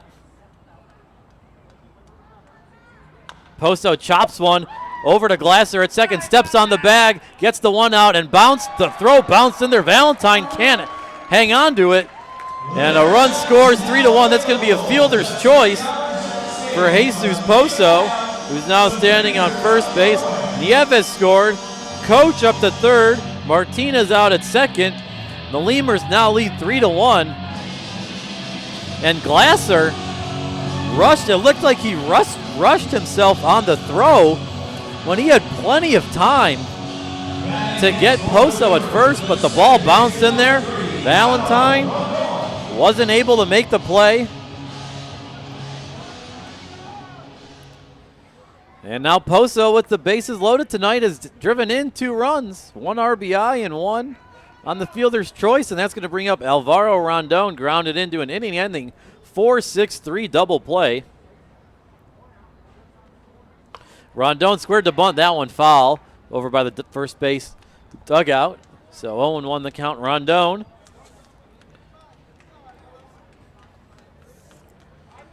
On the season, batting .245, 6 RBIs. The Lemurs as a team, with runners in scoring position, batting .289, 2 home runs, 56 RBIs. As Rondon bunts one, and coming in is Coach, and the slide, and he is out at the plate as the pitcher Montañez had it and flipped it to the catcher, so that is going to be out on a fielder's choice. Coach going on contact, out at the plate. And Poso up to second. Rondon over to first. And now there's 2 outs with runners on first and second for Ty Morrison. Morrison 0 for 1 on the day with the strikeout looking, walked in the third. Third at bat in 4 innings, which is really, you really like to see that with so much lineup turnover. As the first pitch to Morrison. Misses high. Ball 1, and with 2 runs here, you got to think the Blasters would be fairly pleased getting out, only giving up 2 runs with bases loaded, nobody out, and after they walked in a run. The 1-0 to Morrison. Inside by just a little. Montañez, the pitcher, pleading with home plate umpire Taylor Payne. No petted at the end of that one, but Taylor Payne was explaining it was inside. And now the count's 2-0. Montañez has not been pleased with the home plate umpire Taylor Payne all night. The 2-0. Outside throw down to second, trying to get Poso on the backdoor throw. He slides back safely with Soto covering.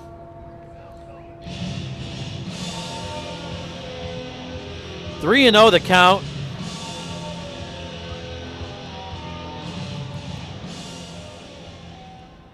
Two and 1, pardon me.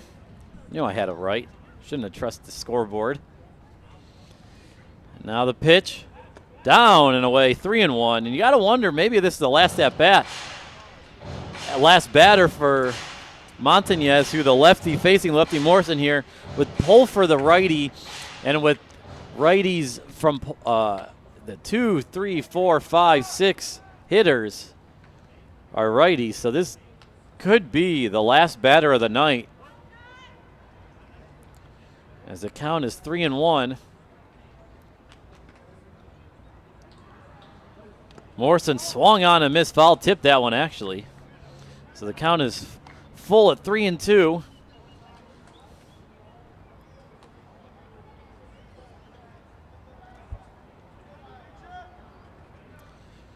So 3 and 2, 2 outs. Bottom of the 4th inning. Lemurs scored 2 this inning to lead now 3-1 over Joplin. Poso at second, Rondon at first. Morrison the hitter, and the pitch. Morrison swings and foul tips one, caught by Lario, and that ends the inning. Third strikeout of the night for Montañez and second for Morrison. We'll head to the top of the 5th inning. Lemurs leading 3-1 here on the Lemurs Broadcast Miller Network. invented light beer, the original light Pilsner, and that changed everything. This led to fewer guys with beer bellies, which led to more women attracted to those guys, which led to dates, second dates, wedding bells, and honeymoons, which led to hubbada hubbada boom, which led to you. Miller Lite, we invented light beer. And those guys, which led to dates, second dates, wedding bells, and honeymoons, which led to hubbada, boom, which led to you. Miller Lite, we invented light beer. And you're welcome. 12 ounces contain 96 calories, 3.2 carbs, 1 protein, 0 fat. Great beer, great responsibility. Miller Brewing Company, Milwaukee, Wisconsin. For all of your vehicle collision repair and paint needs, there's only one place to turn, Mike's Paint Place. Mike's Paint Place has computerized color matching and digital imaging. They also do full frame and suspension repairs. Stop by and see Mike's Paint Place today at 6410 Polaris Drive in Laredo. Before your Memorial Day party gets going, drive over to Ashley Furniture Home Store this week for our best Memorial Day sale ever. All right, top of the 5th inning. You know what that means. We'll send it over back to my partner, James Nasser. All right, like I said, top of the 5th. Lemurs leading right now by a score of 3-1. And Warren and I were talking off air between innings. Said I feel like this game should be at least 6-3, 7-4, something like that, with all of the guys that have been on base for these teams, all the walks that have been issued, and the base hits, the bases loaded situations. Lemurs only have 3 runs, though. They've walked 5 times tonight and have 4 hits, 9 base runners through the first 4 innings and 3 runs. Here comes the pitch to Zach Burling from Matt Sergey. Burling taking a called strike, 0-1. Burling 0 for 1 today. He struck out 1 of 8 strikeouts for Matt Sergey through the first 4 innings. He has been on fire.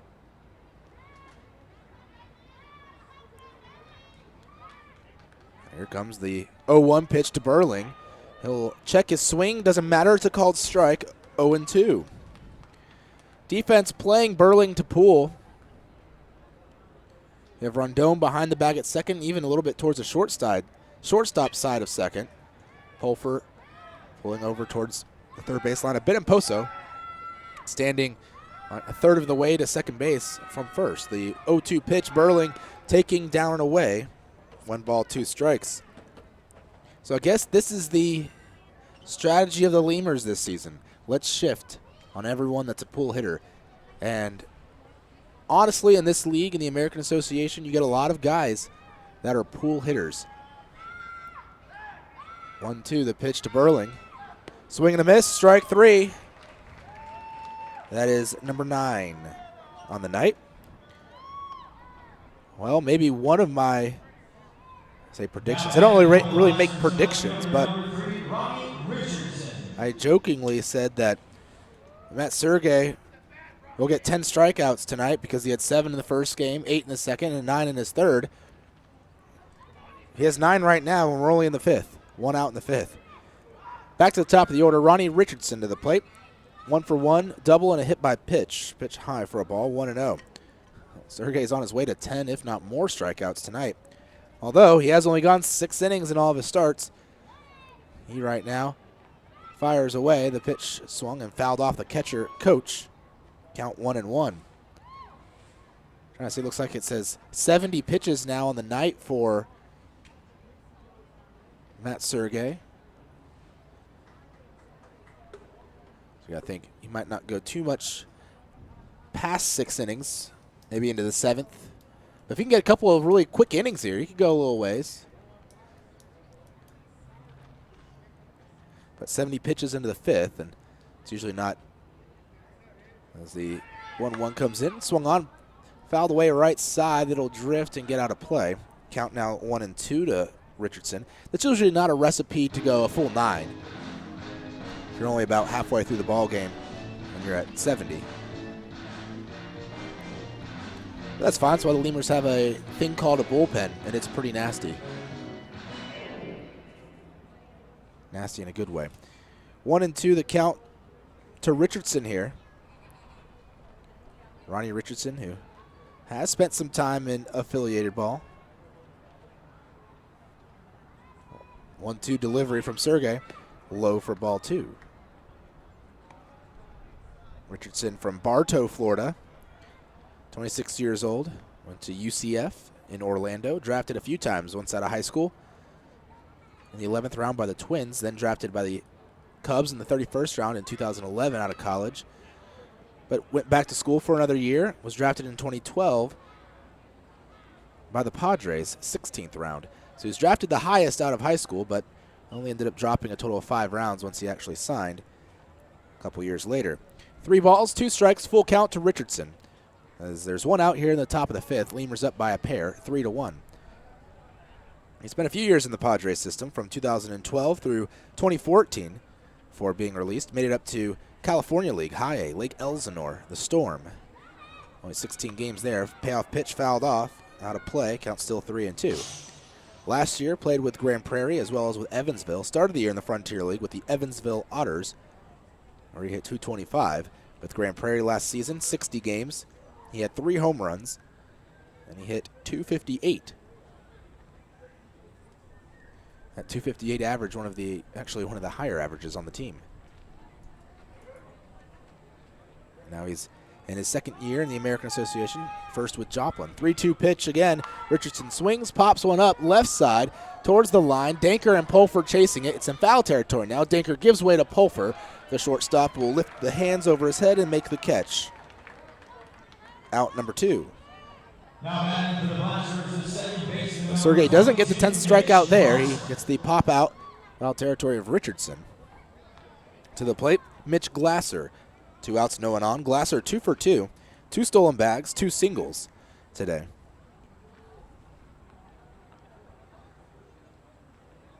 Glasser, who played with this ball club last year. There are a number of returners on this Joplin team. First pitch, Glasser taking in the zone, low though, and it's 0-1. Nice pitch there. I thought that was too low, but gets the call. Glasser drafted 39th round out of McAllister College in St. Paul, Minnesota in the 2012 draft. 0-1 pitch, swung and fouled away right side, and will just stay on the field. So someone's going to have to go get that ball. 39th round, though, by the White Sox. He only played 1 season, though, in the White Sox organization with Bristol in the Appalachian League.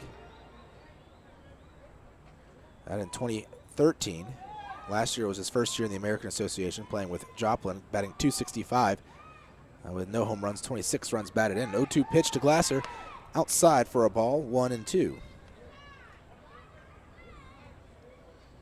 Sergey looks like he put in a little more oomph on that fastball there. That looked like one of his fastest pitches of the night. Sergey, who can pump it up there in the mid-90s. There's a swing and a soft grounder to Poso at first. He's going to grab it and race Glasser to the bag, and the Panda wins that one. We go to the bottom of the 5th, 3 up, 3 down inning for Matt Sergey. 1 strikeout in there as well. Lemurs lead 3-1. Bottom of the 5th next.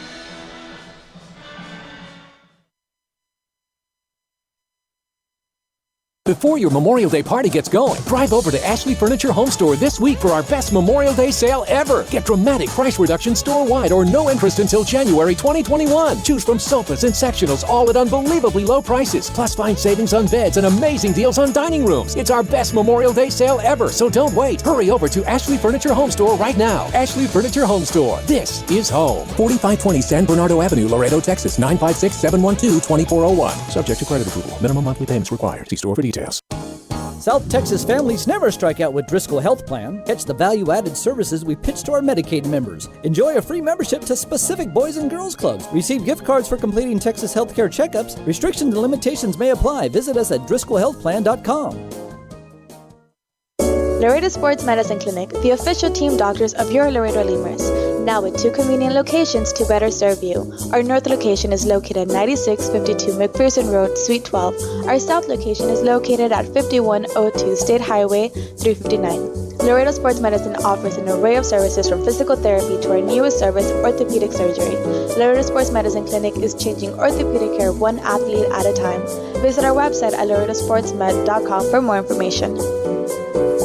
Core Business Solutions is a proud sponsor of Lemurs Baseball. Core Business Solutions services the 17 southernmost counties of Texas as well as areas of northern Mexico. They offer a wide range of high-tech solutions for businesses and organizations. Make Core Business Solutions your solution today. The Chop House Cheddar Burger is back at Whataburger. First of all, you start with a large bun, 2 patties, shredded cheddar cheese, A creamy sauce. creamy steak sauce. My personal favorite part is the onions, the grilled onions and bacon. Grilled perfection. It's good stuff. Love it. You take a bite. It's hard to describe. It's hard to put into words. The Chop House Cheddar Burger. Chop House Cheddar Burger. It's back. I don't have anything else to compare it to. It's the best out there, I think. The Chop House Cheddar Burger is back. Only at Whataburger and only for a limited time. Bottom of the fifth. Boy, 9 o'clock, and we're to the fifth inning. Or we're still in the fifth inning. What is that? Halfway through the ball game? Yep, halfway through.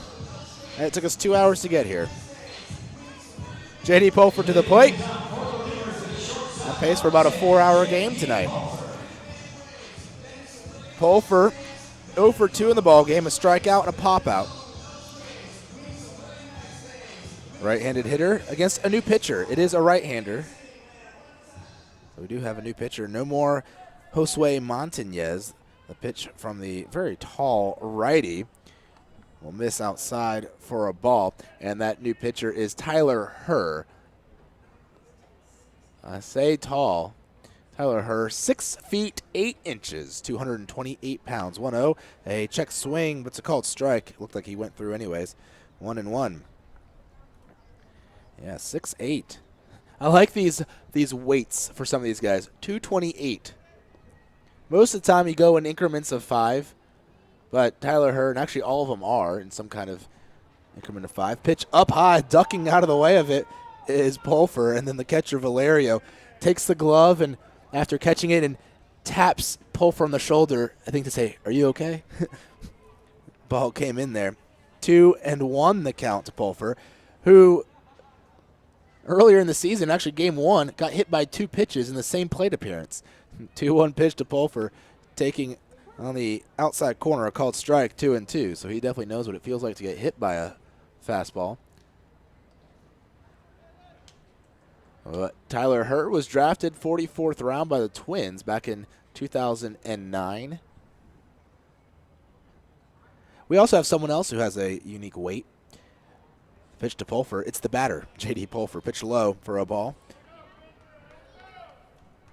Doesn't show it on our printouts here. I haven't changed those, but the other day he asked me online on the American Association website if I can change their height and weight, which I can. 3-2 pitch low, ball 4. Pulford will walk. And he said he was too heavy on there. He's lost some weight. He wanted to be 197, so Pulford listed at 197 on the American Association site. He's just rubbing it in our faces that he can lose weight. What a guy! No, I'm just kidding. Some of Good us. for him. I said I haven't weighed under 200 pounds since high school, like 9th grade in high school. He's also sweating it out in BP when it's 99 degrees outside. Yes, and then I caught him drinking something that was kind of sugary and said, "Oh, that's going to go up. You're 200 now."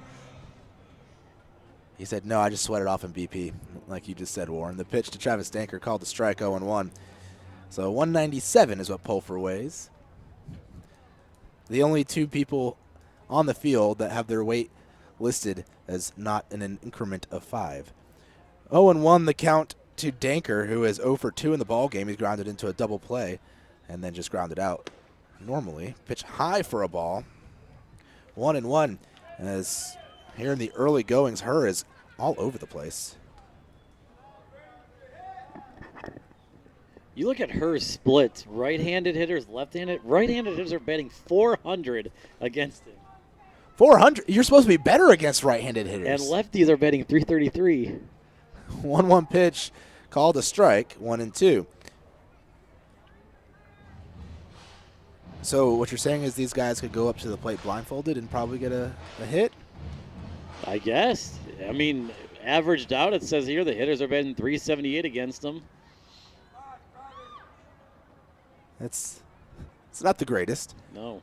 1-2 the count to Danker. The pitch from Herr. He swings, grounds one towards the hole, left side of the infield and out of the reach of Soto into left. Base hit for Danker. So leadoff walk of Pulford and now a hit by Danker. They didn't even give you his overall numbers on the year. Her 0-2 with an ERA of 5.19 in 7 appearances, 8 2/3 innings pitched. Those hits, yes, 14 hits in those 8 2/3 and 4 walks.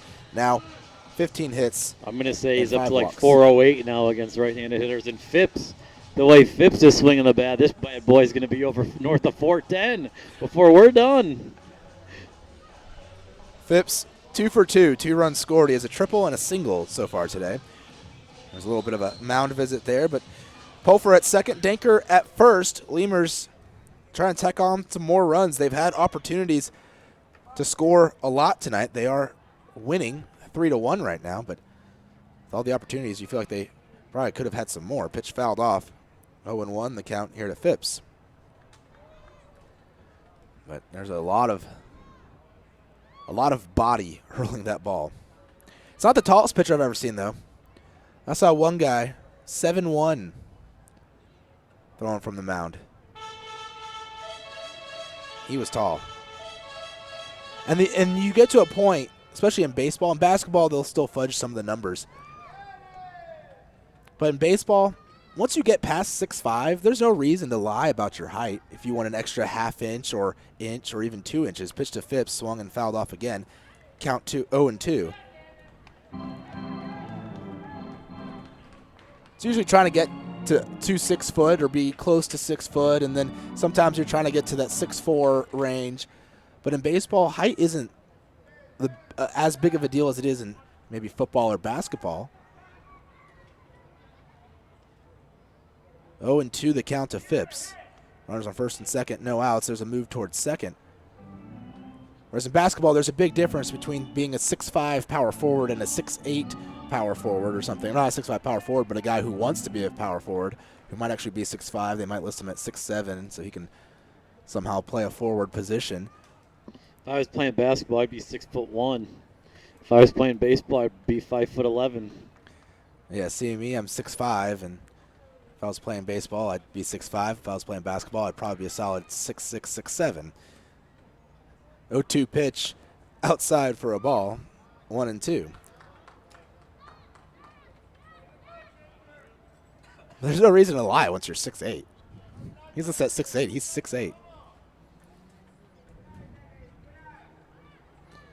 Nothing in 2. Sorry, 1-2. Looking at the scoreboard out there. The pitch to Phipps, swing and a miss, chased it low. There's a strikeout. So the batting average against righties just got a little better for back down. Back to 400. Back to 400. Still not good. It's still early in the season, so he has a few solid outings for him. We'll drop that back down. Dennis Phipps, or not, Abel Nieves to the plate after Dennis Phipps' strikeout there. Abel Nieves, as you've mentioned, Warren, hitting very well with this new walkout song. He is 1 for 1 today with a walk. The pitch up high, and Nieves ducking out of the way again. That's probably at least the third hitter. Each of the guys on base had to duck out of the way of one. Correct. And Nieves now ducking. I guess Phipps the only one who didn't have to duck. Yeah, no. I mean, if this is a big at-bat here for Nieves. Driving a couple runs, get closer to the 9 runs tonight needed. I don't know what he's talking about. The pitch outside for a ball, 2-0. He says the 9 runs needed. We made a little wager on how many runs would be scored combined between the two teams tonight. I went with the under. It's a gentleman's hand. It's a gentleman's bet. 2-0, the count. A move towards second.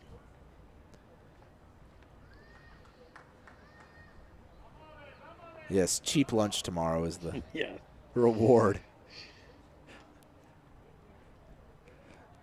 2-0 the count to Nieves. Her setting on the hill. And the pitch.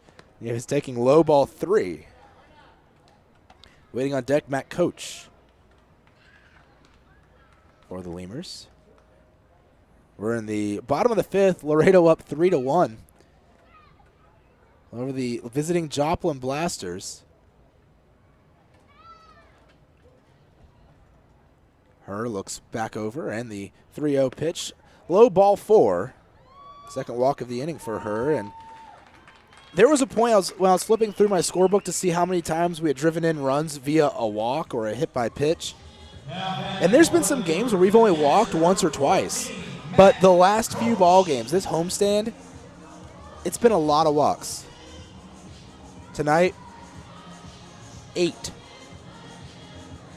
7 so far tonight. Last night, we walked 12 times.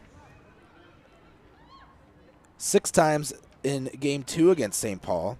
Although we didn't walk at all in Game 1 against the Saints, but in that series against Wichita, we had a night where we walked 12 times as well. There's a swing and a fly ball hit by Coach into shallow right center. It'll be the center fielder. Then no one will catch it. The center fielder Burling and the right fielder Cabrera both were converging on the ball, and I think it hit Burling's glove, but no one actually caught it. We'll see how they rule that.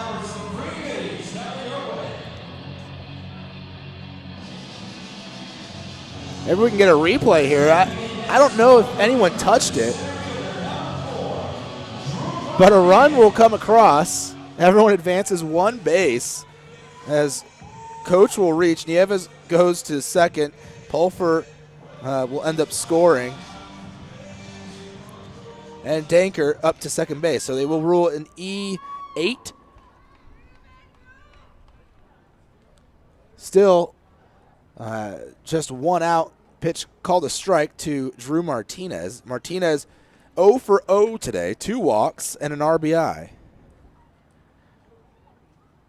0-1 the count here to Martinez. So Coach will reach via the error by the center fielder. He had a long way to run for it. A lot longer than I thought he did. The 0-1 pitch swinging a foul back to the screen. Yeah, but on that, it looked like Cabrera was already over there, ready to make the play. And I know the center fielder has command of the outfield and can call him off, but it looked like he was over there already to make the play. That was definitely very shocking when the ball hit the grass, for sure. It certainly was a play that I thought should have been caught. 0-2 pitch to Martinez down low, and it's 1-2. So 5 hits in the game for the Lemurs, 4 for the Blasters. Blasters make the first error of the night. Lemurs, though, one of the better fielding teams in the league. They don't have very many errors at all in the season. Actually, the second best fielding team in the league right now by 1 percentage point. St. Paul has that 1 point edge. 1-2 pitch, Martinez taking high. 2-2. We'll see what Hurt has against a lefty. He hasn't faced a lefty yet until now. Here with Drew Martinez at the plate. He has a 2-2 count on him. Martinez hasn't had to duck under a pitch yet. 4-1 the score. Lemurs leading the Blasters. So Martinez with an even count here.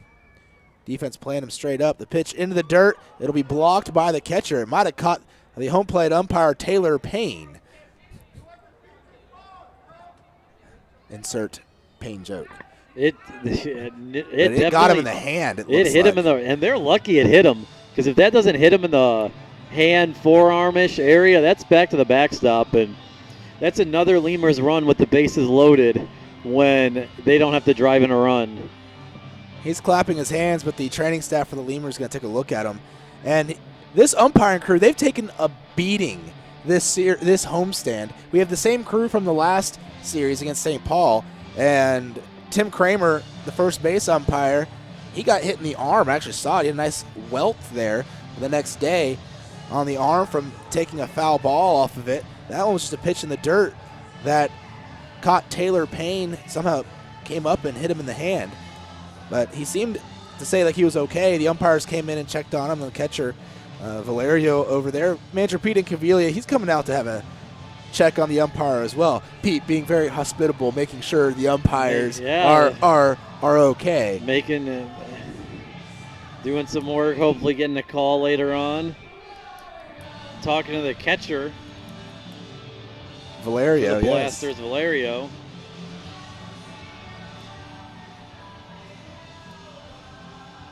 So this is a long. See, I'm hesitant to make jokes because they listen to these after the game, and Kramer, I made a comment about Kramer hoping that it was the last pitch of the game. It happened with 2 strikes and the other night, and Now we got old Gabe Suarez out there doing his due diligence with Taylor Payne. Well, we might have an umpiring We're going to change. have an umpiring change. We see one of the umpires running back to right field. And Boy, the trainer is taking Taylor Payne out to the clubhouse, so he must be in a lot of pain tonight. I hate to play armchair doctor, but I'm going to do it anyways. No, I don't know. Who knows what happened? That's a foul tip coming in right at the part of the arm that's no protection, your forearm hand area. He was grabbing his hand, so I mean, Yeah. and the hand not necessarily the strongest part of your body. You got a lot of bones in there. Especially if they got him the back of the hand. There's a lot of bone there. Yeah, so certainly we'll slow this game down a bit. But I was saying, I made a comment. It was 2 strikes in the bottom of the top of the 9th inning with the Lemurs leading the other night, and when Kramer got hit, and I made a comment about Kramer hoping it was the last pitch of the game so he could go ice it off, and he heard it and he said, "Oh, you're hilarious." I think he was mostly joking. Well, and Payne, he appears to be. Looks like it's pretty serious, but he has just the perfect name to make some kind of a joke. Yeah, well, I mean, this is pretty serious too, because you got a whole new umpire coming with a whole new strike zone. You look at it from a baseball perspective, and that can really. Well, and if he's not even going to play the field, we're down to one umpire in the field. We're down to 2 umpires. Back to how it was in Little League. So this could change the whole complexity of this game. Yeah. If you have a bang-bang play at a bag with a tag, then you have a situation where the umpire might not be in as good of a position to see it because of where he's having to play, because they're short-handed. And so you could have a play go one way or another that could help or hurt one team in that situation. So yeah, no, this definitely be interesting. How long the change is. This game's already. But we definitely hope Taylor is okay. They are sticking around for the rest of the series, so hopefully it's not too serious and he can ice it off. We do have a very good training staff here, though, at Uni-Trade Stadium with the Lemurs. So you never want anyone to get hurt, especially these umpires. And the umpires, honestly, they're very underappreciated. You know, they're out here. They have a tough job, one of the toughest jobs out there. And I was actually talking with with Danny Moskovitz, combining Drew Martinez and Danny Moskovitz together into one. Danny Moskovitz the other night, and just about the independent ball route, and talking about how the broadcasters are kind of doing the same things the players are doing, and that we're trying to get to affiliated ball just like these players are. And he said, yeah, it's even harder for the umpires to make it to the big leagues, especially from here, because of the route and how many big league umpires there are, the limited amount of jobs, and then how umpires in the bigs don't ever leave. Once you're there until you decide you don't want to be there. Yeah, there's some awful. There are. Awful. You would Angel have to. Hernandez does not, and Bob Davidson, who at any moment you think could tear a muscle because he's done so many games. Those guys don't belong in the majors but anymore. They're there because Yes. of the rules that govern the umpiring. You really can't get fired.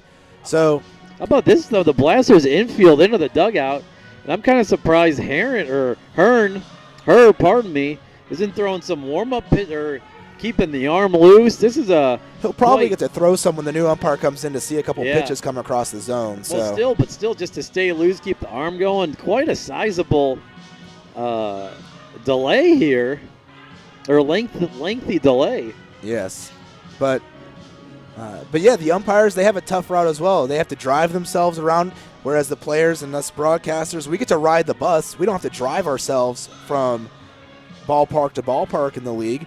We get driven by a bus driver on a bus, and a lot of times we have a sleeper bus for the long road trips, and so we can sleep. But these umpires, they drive around together in a car, and they go wherever it is they're going, so they got to take themselves everywhere. And you know, on the field, no one likes the umpires on the field. Neither team. They want everything to go their way, and so anything that doesn't go their way, they get yelled at for. But they're just there doing their job to try to make the game go smoothly and played fair between both teams. And they're trying to get on to go to affiliated ball and make it to the big leagues. And they're doing the best they can out there. And a lot of the umpires in this league, are very, very young. Taylor Payne, one of them, I've met him. He can't be too much older than most of the players on the field, if not around the same age. And a couple years ago, we had a bunch of guys go onto the affiliated ball from this league that were umpires, so that caused an influx of younger umpires. Some of the older, or a little more seasoned ones left, and so these younger guys that have come in the last season and into this season, they're out there just trying to improve their craft and do their job, and it is a very thankless thing. And then things like this happen, and you get hurt. You get hurt just trying to do your job, which isn't running around, it isn't pitching, it isn't hitting. You're just standing there calling balls and strikes. Yeah, no. I mean, this game was already going at a snail's pace. This just adds to the length of this one. We're in the bottom of the fifth. I had to go look. Feels like it should be in about the eighth right now. And this just, I mean, you hope he's all right. I hope nothing's broken or anything. Well, he acted like he was about to go call more balls and strikes before everyone came out to come check on him. He started clapping Maybe his they're hands. discussing in the umpire's locker room what's going to happen, if he's still going to stick around or what's going on. Or maybe they're just listening to us, trying to see if we're making fun of them. Or no, I'm kidding. They're not listening to us. Maybe. Who knows? I don't know. I highly doubt are doing that. But, yeah, hopefully he's all right. As we watch a video up there on the video board. The championship video that was made by the Lemurs staff. Yes, very well done. They showed their opening day before the ring ceremony. Yeah. So we'll take a quick little break here, go to some commercials, and hopefully after a few we'll have an umpire out here. Right now just one umpire on the field, as Taylor Payne has gone back to the clubhouse, and I believe it was Cody Lowe who joined him to maybe change into his behind-the-plate umpiring gear. So the score right now, 3-1, Lemurs leading bottom of the fifth over the Joplin Blasters. Driscoll Health Plan loads the bases with value. We knock it out of the park with all the value-added services we bring to our Medicaid members. Driscoll families cheer on the Grand Slam packages, sports physicals, free memberships to Boys and Girls Clubs, and dental care for pregnant women over 21. Take a swing at our baby showers offered by Cadena de Madre. Forget those peanuts and Cracker Jacks, root for our baby blankets and more. Come slide into home when you receive gift cards for completing Texas Health Steps checkups and attending postpartum visits on time. Don't miss a play. Restrictions and limits may apply. Visit DriscollHealthPlan.com. Quench your thirst at a Lemurs game with a beverage from Southern Distributing Company. Try mainstays like Miller Lite, Miller 64, and Coors Original, or reach for a Red's Apple Ale or Leinenkugel. Batch 19's the newcomer, a pre-prohibition beer inspired by the last batches of beer brewed before 1919. Uni-Trade continues to provide solutions in foreign trade through a highly satisfactory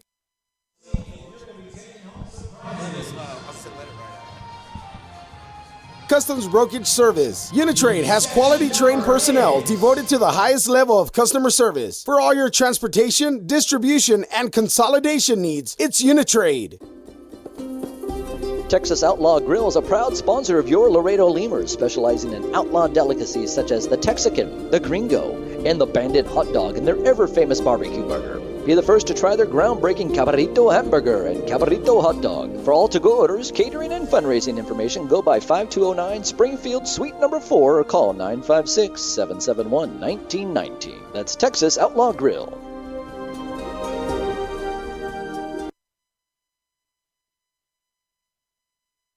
It's 2-2.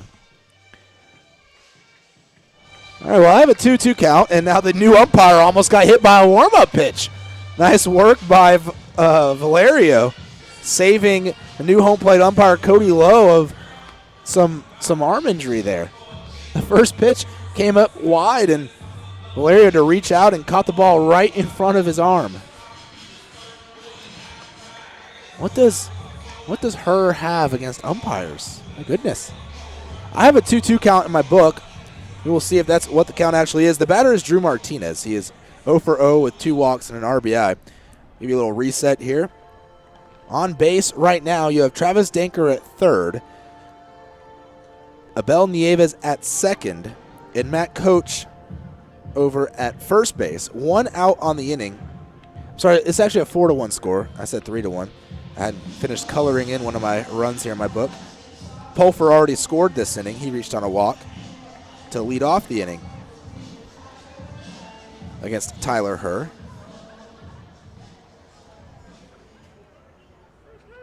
So to the plate, and he said he yelled 2-2. Did Cody Lowe. So 2 balls, 2 strikes, the count after the, goodness, probably 30-minute break almost. The 2-2 pitch, swing, ground ball, left side through the hole, and 1 run will score. Danker scoring from third on the RBI single by Drew Martinez. Well, I'd say the break definitely, I'd say the break probably helps the hitter because the pitcher gets a little bit colder, and the hitter, I mean, he's not under to stay hot. He just has to see 1 pitch and hit it. Was it 15-minute break? 15 minutes? Yeah. You know, the timer on it? Looking at the clock, 9:10 when we started our umpire delay show. Jesus Poso swings the first pitch he sees towards the gap. Diving was Soto at short. It'll get through, though. He won't be able to stop it. So 2 grounders in almost the same exact spot through the hole in the left side of the infield. Poso with his first hit of the ball game, but that is his 3rd RBI. He had an RBI and a fielder's choice, an RBI and a walk, and now an RBI on a single. Another bases loaded at bat for Jesus Poso. Another RBI for Jesus Poso. This one he actually drove it in. If Jesus Poso comes to the bat, just assume that bases are loaded. Alvaro Rondon to the plate. He's 0 for 2 in the ball game. First pitch to him. He will take high for a ball, 1-0. Well, this the umpiring delay may have assisted you, Warren, in getting a burger tomorrow. 1-0 the count to Rondon. And the pitch from her inside for a ball, 2-0. So right now you have Coach over at third base, Martinez at second, and Poso at first.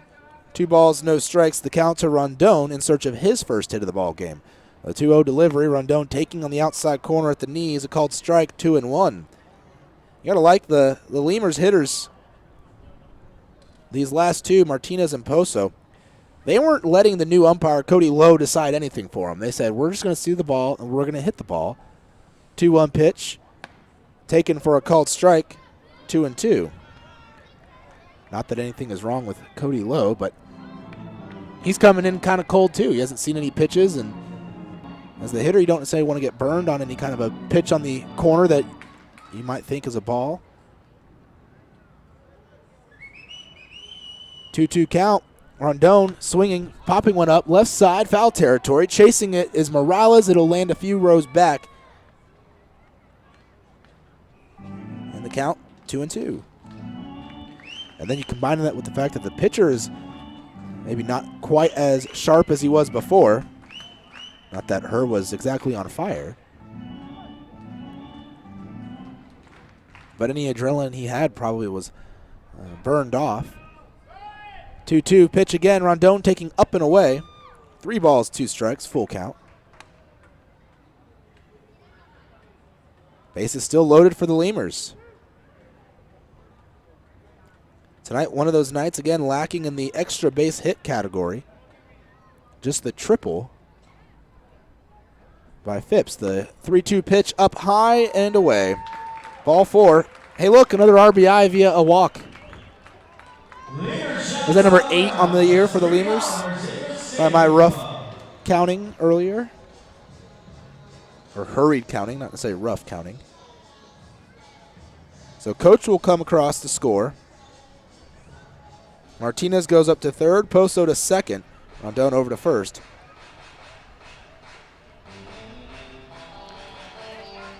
There's now going to be a mound visit.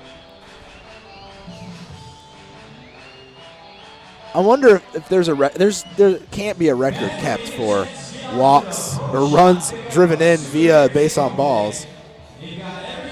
But we've scored, I think it's 7 off of base on balls, 1 off of a hit by pitch. That was on opening night, a walk-off hit by pitch. And then 2 on wild pitches. That was in the same game the other day.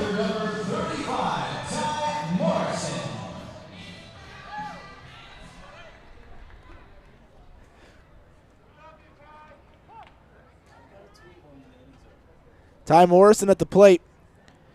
He is the only batter to have not come to the plate this inning for the Lemurs. And he takes a strike there, 0-1 after the mound visit. Base is still loaded for the Lemurs. Still just 1 out.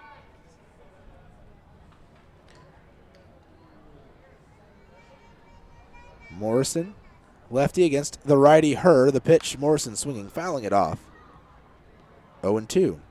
Morrison today, 0 for 2, 2 strikeouts. He's also walked in the ball game, so he has reached.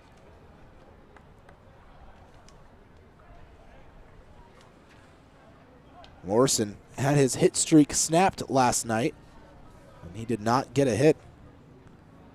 0-2 pitch. Morrison taking into the dirt, blocked by the catcher, Valerio. 7-1 right now. Lemurs leading the Blasters.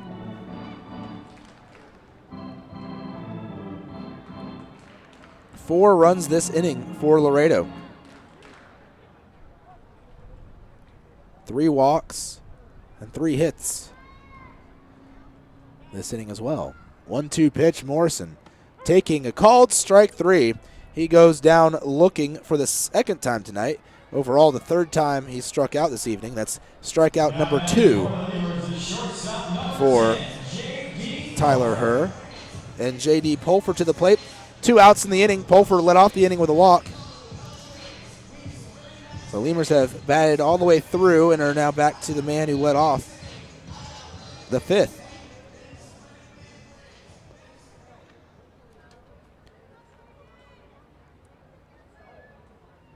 Herr comes set. The pitch to Pulfer, taking low and away for a ball. 1-0. Pulfer had a 3-2 count when he walked to lead off the 5th inning. We are still in the bottom of the 5th. 7-1. Lemurs lead the Blasters. The pitch from Herr. Pulfer swinging, fouling it off the catcher. I'm going to go back to the screen. Count 1-1 to the Lemurs shortstop.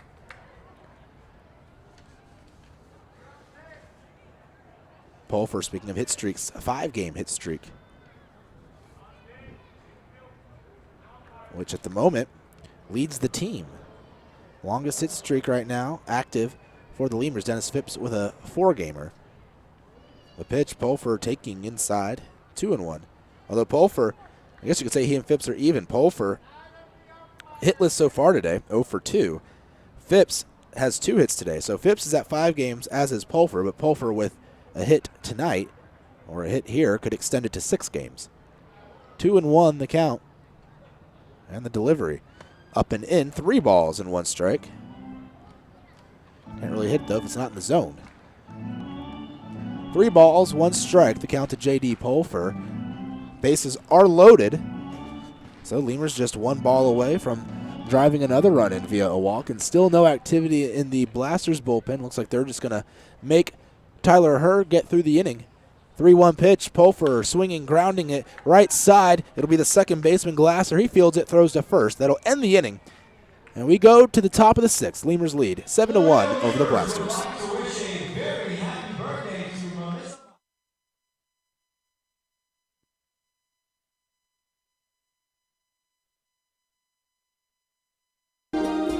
Falcon Bank and the Laredo Lemurs are a winning combination. At Falcon, they know what counts. Personalized service, attention to detail, and genuine commitment to helping customers achieve their dreams. Falcon Bank, guided by faith, grounded by family, and committed to you.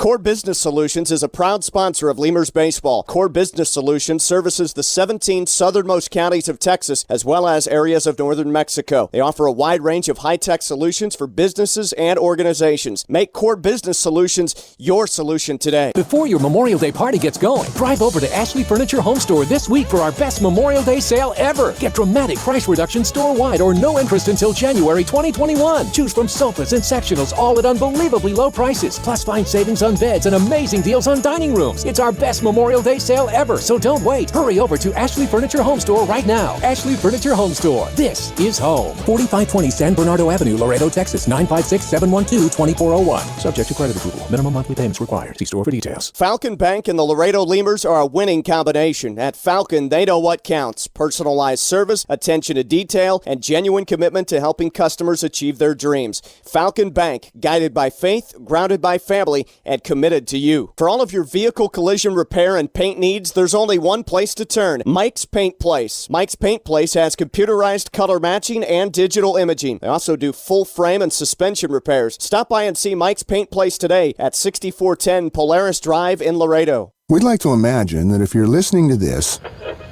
it's on a radio in a backyard in between innings. The grass was mowed this morning, and the grill smells like heaven. And what do you know? Your friends just arrived with a 24-pack of Miller Lite, along with a few new friends to enjoy them with. Here's hoping we're right, and you're not just stuck in traffic. Here's hoping it's Miller time. Great beer, great responsibility. 2015 Miller Brewing Company, Milwaukee, Wisconsin. Geraldo Valentin to the plate, leading off the 6th inning for the Joplin Blasters. Matt Sergey on the hill for the Lemurs still, and boy, he's had essentially what amounts to a rain delay here between his last pitch and this pitch. Here comes the firing fastball to Valentin, up and away. 1-0. I wish we had a timer check to see when he last threw that pitch in the bottom of the 5th. 1-0 pitch, taken for a strike.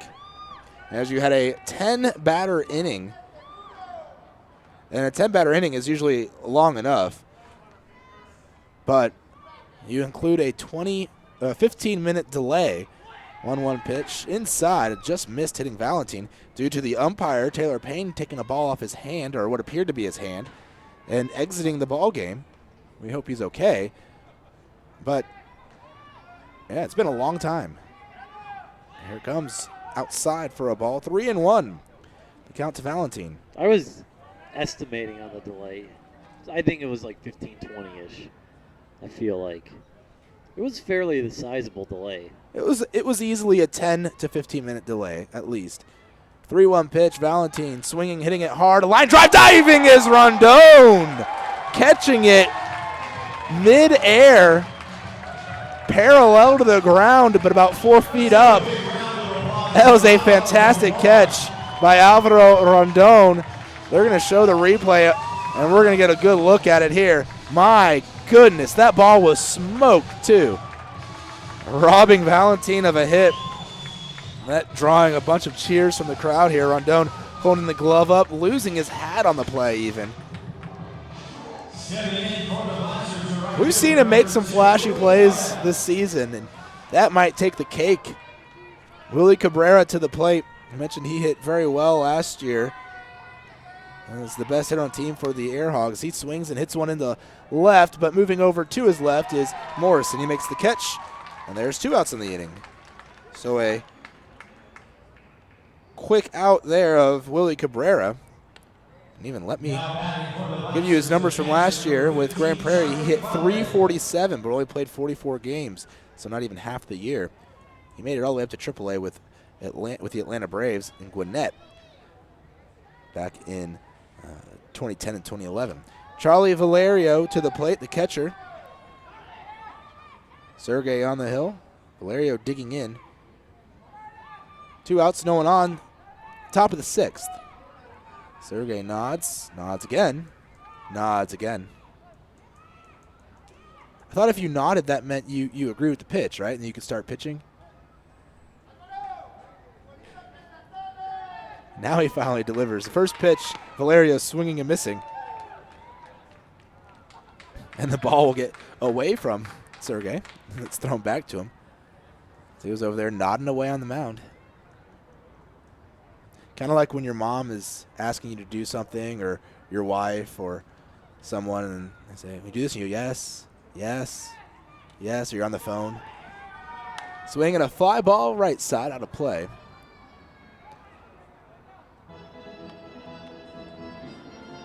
I guess for me, it's, whenever I'm on the phone with my mom or something, you just keep saying yes. You repeats basically the same thing 3 times, 3 different ways.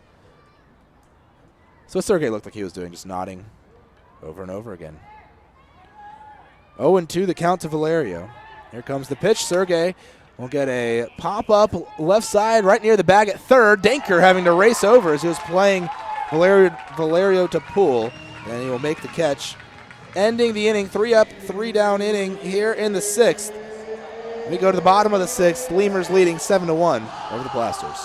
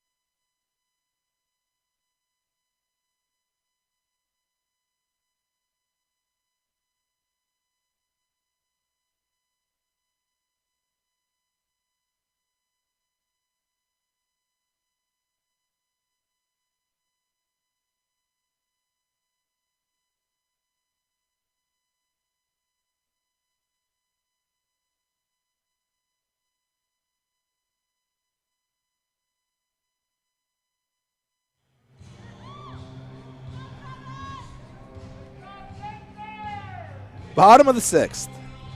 Uni-Trade Stadium. We might be pushing curfew tonight. It's almost 10 o'clock, quarter to 10. Travis Danker to the plate for the Lemurs. Danker, Phipps, Nieves, the 3-4-5 hitters. Against Tyler Herr. He came in and pitched last inning, faced 10 batters, and he's back. The pitch outside for a ball, 1-0. So Tyler Herr on the mound, all 6'8", 228 of him. Pitch up and away, 2-0. We are down to a 2-man umpiring crew. And in case you were wondering how they line up with a 2-man crew, I'll tell you here in a second. 2-0 pitch up high, Danker ducking, that ball going all the way to the wall behind home plate, 3-0. So obviously you have one umpire behind the plate calling balls and strikes. And right now, the only umpire out in the field is over behind first base. So we'll see how much movement Tim Kramer has to do tonight. He might have to turn into a hockey or basketball official. Pitch inside, ball 4. Danker will walk. He was backing out of the box before that pitch was even delivered. So we'll see. Runner on first. And Kramer, well, there he goes. Running across the infield. He's going to line up right around home plate, and he's putting on a show for everyone, doing a little dance around there. You might have been able to see it on the camera. Tim Kramer, the entertainer. The pitch to Phipps. He started backing out too, 1-0. 5 straight pitches out of the zone from Tyler Herr. So he's lined up behind the mound, just on the first base side of the mound, between the mound and second base. Now the 1-0 pitch. Phipps swings and hits one hard down the line to left. That ball will go foul. 1 ball, 1 strike. Phipps hit it hard and hit a little ways, but too far to the left. Danker going to have to head back to first base. So I hope Taylor Payne's okay.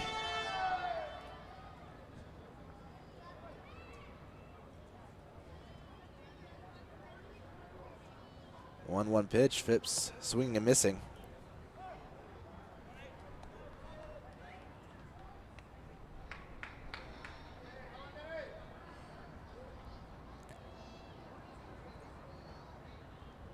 One and 2 the count.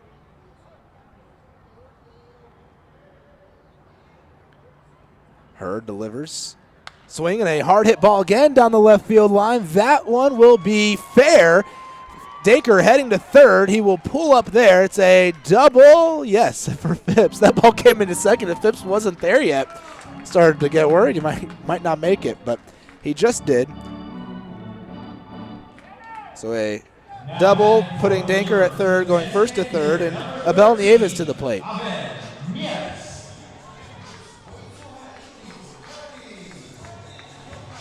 So after a leadoff walk of Danker, Phipps doubles and Abel Nieves digging in.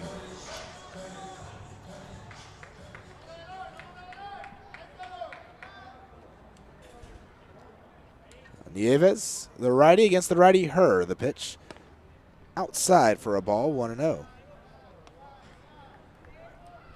Lemurs trying to add some more runs to the board and make me owe Warren a burger. It's okay, we'll make a wager tomorrow, and I'll probably get the burger back. 1-0 pitch, swinging a fly ball right side out of play. Or a sweet tea that has been also a subject of currency in the friendly wagers up here in the press box. 1 ball, 1 strike. Nieves at the plate. And the pitch. Swinging a chopper off the plate. It'll go to the pitcher, Herr, and Danker leaving the bag at third. He will dive back into the base, and the umpire who is behind the pitcher's mound will make the call, as at the last second he dove back in. The throw went to Morales, who was playing up. It was a race between Morales and Danker to the bag, and Morales won, tagging Danker out. 1-5, the put out of Danker, 1 out on the inning.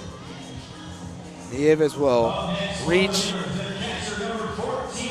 I guess, on a fielder's choice.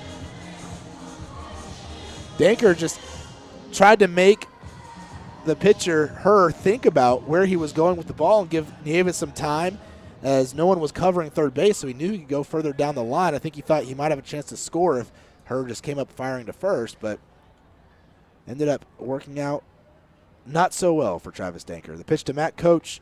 He will take high and away for a ball. 1-0. Today, Coach 1 for 3. He reached on an error in the 5th and scored that inning. He singled in the 4th. So 1-0 the count here. Runners on first and second. Nieves at first. Phipps still at second base.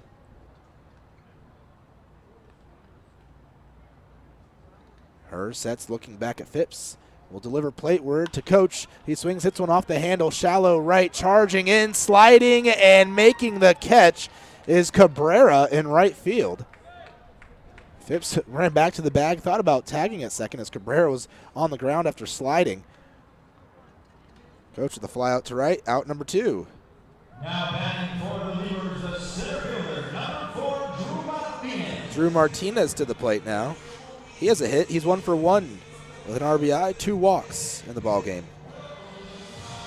Nice play there by Cabrera. Playing right field tonight.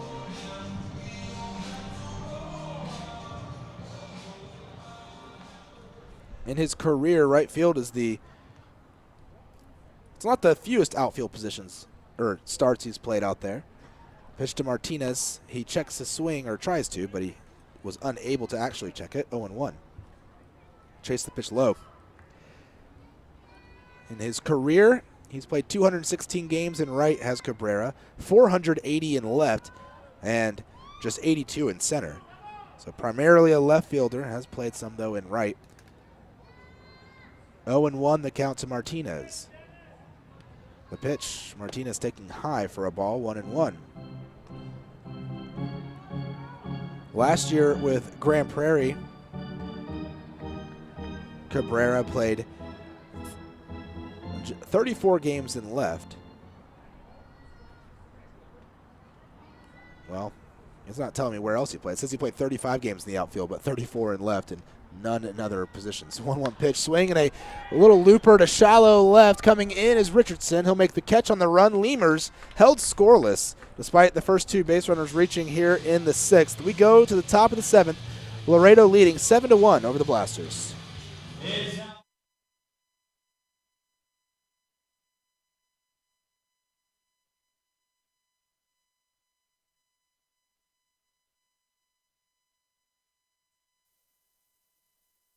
Quench your thirst at a Lemurs game with a beverage from Southern Distributing Company. Try mainstays like Miller Lite, Miller 64, and Coors Original, or reach for a Red's Apple Ale or Leinenkugel. Batch 19's the newcomer, a pre-prohibition beer inspired by the last batches of beer brewed before 1919. Hey, ¿tienes algo que celebrar? ¿Que le salió el primer diente a tu hijo? ¿Que tu abuelita aprendió a tuitear? ¿Que cambiaste tu cheque? La respuesta es la misma, pues un carnesazo. No importa lo que estés celebrando, lo que importa es que lo celebres, pues con un carnesazo de H-E-B. En H-E-B encuentras gran variedad de cortes a precios bajos y de buena calidad. Carnesazo, carne asada con ganas, solo en H-E-B. Chavarrias Plumbing's the #1 choice for any plumbing problem. Chavarrias is a full-service company with up-to-date technology, trained professionals. With over 30 years of service to the community, Chavarrias is still growing strong. Visit chavarriasplumbing.com and go Lemurs! Miller invented light beer, the original light Pilsner, and that changed everything. This led to fewer guys with beer bellies, which led to more women attracted to those guys, which led to dates, second dates, wedding bells, and honeymoons, which led to hubbada, boom, which led to you. Miller Lights, we invented light beer, and you're welcome. 12 ounces contain 96 calories, 3.2 carbs, 1 protein, 0 fat. Great beer, great responsibility. Miller Brewing Company, Milwaukee, Wisconsin.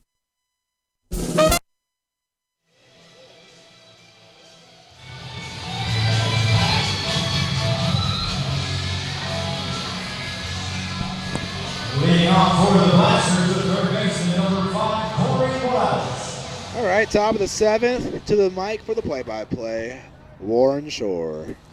Thank you, and I have a feeling the 7th is going to get us to the 9 runs that are needed in the game. As first up, Corey Morales. 1 for 1 on the day with a double, also a walk. He got caught stealing, a.k.a. picked off first base in the 4th inning. Morales hits one lazy fly ball to center field. Martinez under it, and he makes the play. That's 9 straight retired for Sergey, and he's faced the minimum in his previous 3 innings. Shortstop number 10, Will Soto.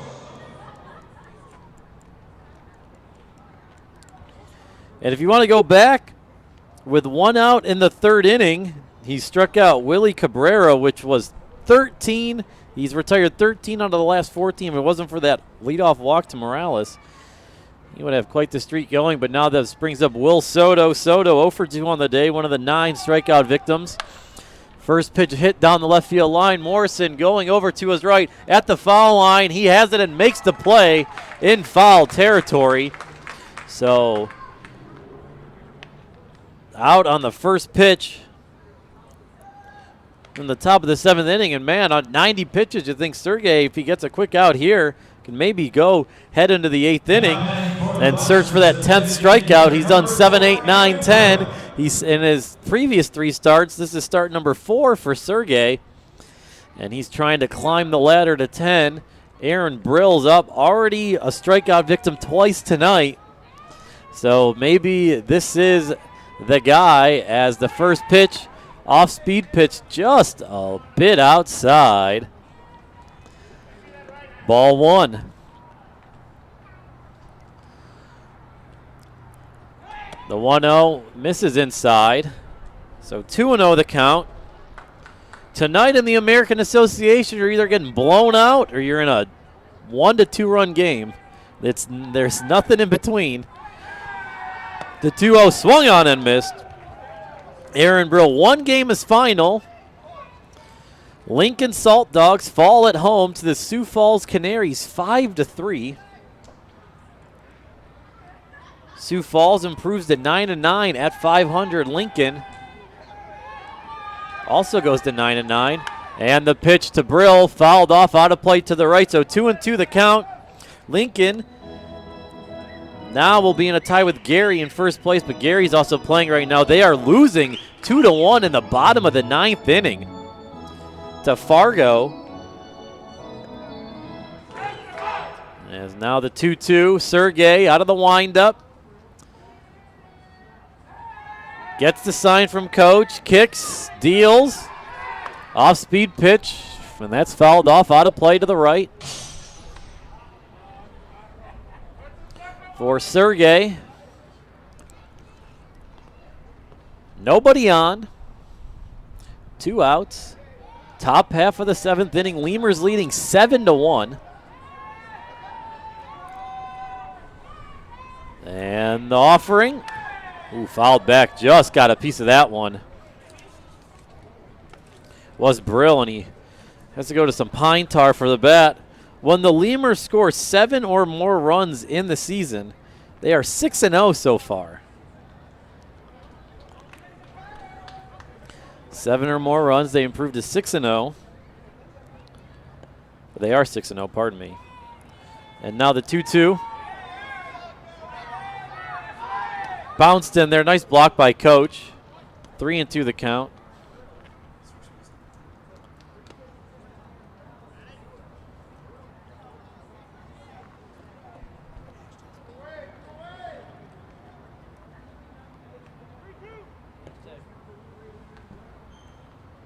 And now the 3-2 pitch from Sergey with 2 outs, nobody on.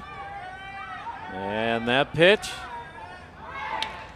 fouled off, and that was right by the, down by the Lemurs dugout, and it looked like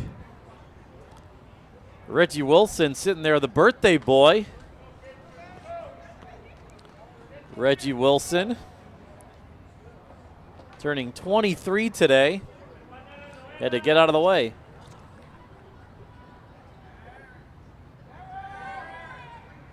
It's now Sergey. Long look into coach. Now gets it. Kicks, fires. Swung on and missed. Strikeout number 10 on the day. And that is strikeout number 3 for Aaron Brill. We'll head to the bottom of the 7th inning here in Laredo. Lemurs leading 7-1. Getting hungry? Popeyes always hits the spot. Make sure to stop by any Popeyes location to try out Popeyes' new Smoky Garlic Chili Chicken Dinner. It includes 4 smoky garlic chicken tenderloins served with Popeyes' new garlic herb dipping sauce, your choice of a signature side, and a buttermilk biscuit for just $4.99. Promotion starts Monday, May 25th.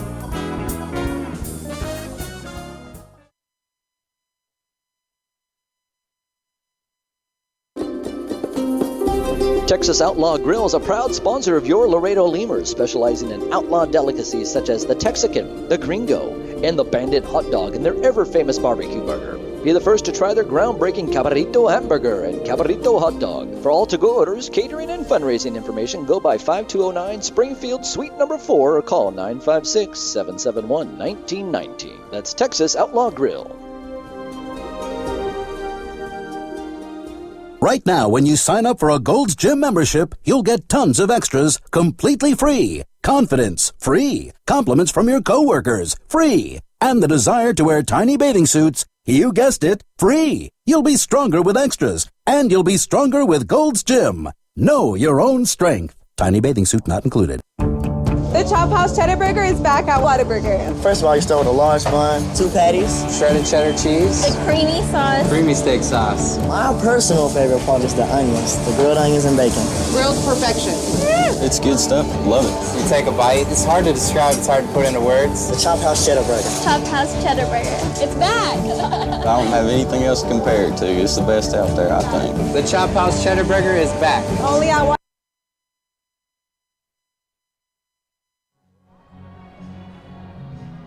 Bottom of the 7th inning, up for the Lemurs, Jesus Pozo. Look at him not coming up with the bases loaded.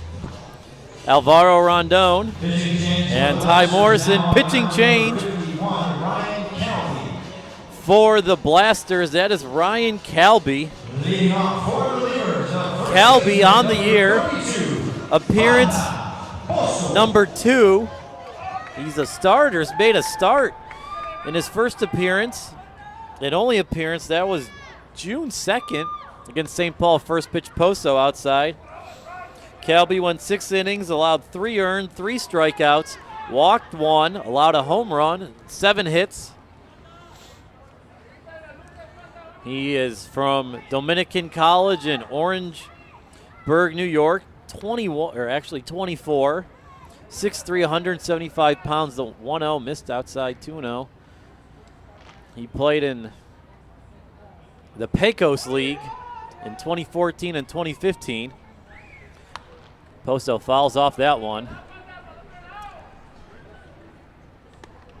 In his career, he's 3-5 with a 7.09 ERA in 13 starts in 19 games, 85 innings pitched.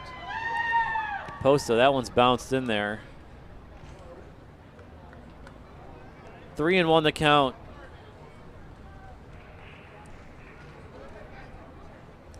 And he has 65 walks, or 39 walks to 65 strikeouts in his career. Pozo, that looks at that 3-1 pitch high, and that's a walk. Jesus Pozo tonight been on base all 4 times in his 4 at-bats, singled in his first and fourth, or walked in his first and fourth, and then singled in his second and third at-bat. So Pozo really coming on strong at the plate, and that's going to bring up Alvaro Rondon. He's been on base twice tonight, walked back in the 5th, RBI walk actually. It ground into a double play in the 2nd and reached on a fielder's choice back in the 4th. First pitch, Rondon chops it to the third baseman, has it, gets up the first out at 2nd. The relay not in time as another fielder's choice for Rondon. 5-4 on the fielder's choice at 2nd base. Stepping in next for the Lemurs, so left fielder number 35. Now we're going to turn it over to the top of the order for Ty Morrison. 1 for 4 on the day with 3 strikeouts, 2 of which are looking.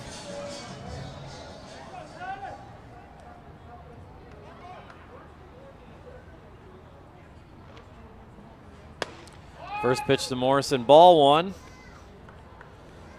Looking at that one. Let's take a finishing look around the American Association scoreboard. We gave you that one final in Lincoln. Morrison looks at that pitch. So 2-0 the count. Sioux City beat the Winnipeg Goldeyes 12-2. The Texas Air Hogs in their Amarillo debut laying one on St. Paul 12-3. And that's a surprising score in my mind as the 2-0 pitch inside almost clipped Morrison. 3-0 the count. St. Paul's going to drop 3 in a row. That will be their longest losing streak on the season. And they have the best record in the American Association at 12-6.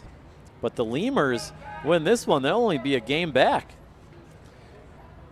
That's in the top of the 9th inning, so that one's all but final. Morrison looks at a 3-0, called strike. And Kansas City leading Wichita 3-1, bottom of the 8th inning. And Fargo Moorhead and Gary South Shore are going to have free baseball tonight as they got one in the 10th, tied at 2. Morrison looks at that pitch high and inside, so that's the second walk of the day for Ty Morrison. Morrison either walked or struck out, so it's going to look like 0 for 3 in the box score with a couple walks. So Gary, if they win, they will now be leading the Central Division. St. Paul still leading the North Division. Texas with the win tonight will improve to 8-10.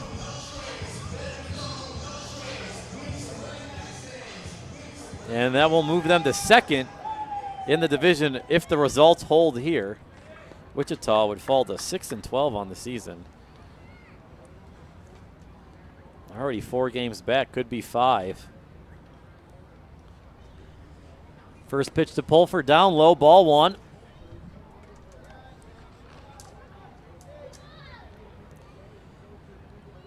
Pulford 0 for 3 with the walk.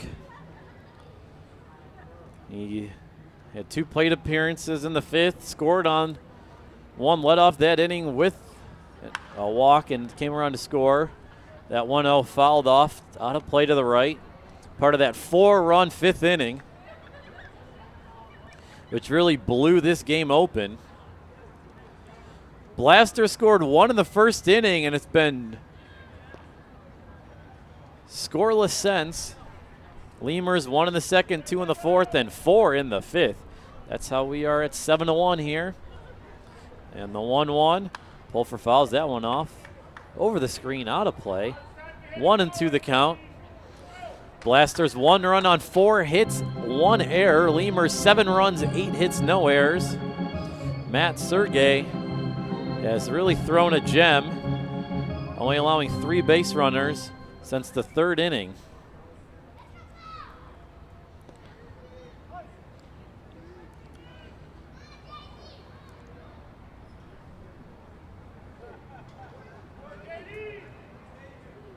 And now the 1-2. Pulford looks at that one down low. Now evens the count at 2.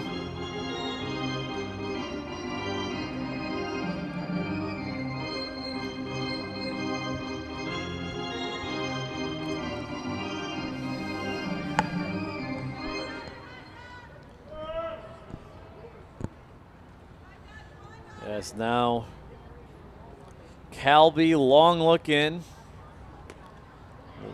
That one misses down low for a ball, so Pulford working the full count, trying to load the bases once again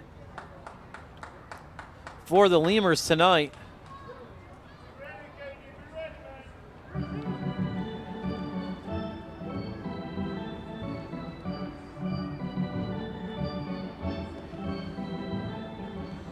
As now Calby digs in.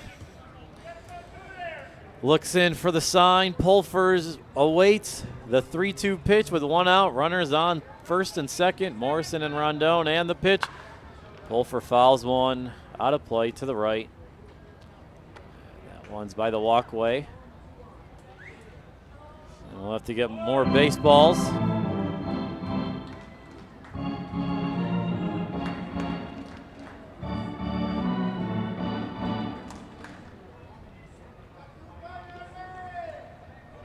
We've reached the 3-hour mark so far here tonight.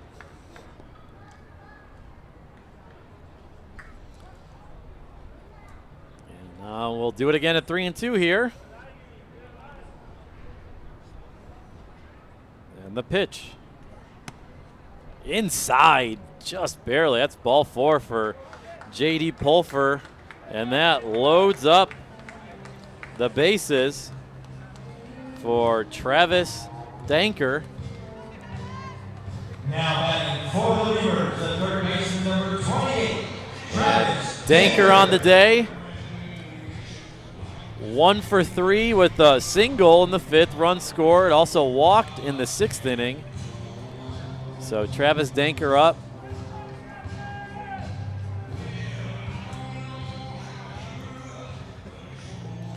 Danker leads the American Association in home runs with 7, 16 RBIs. And the first pitch to Danker. Bounced in there. Nice block by the catcher, Valerio, to not allow a run to score.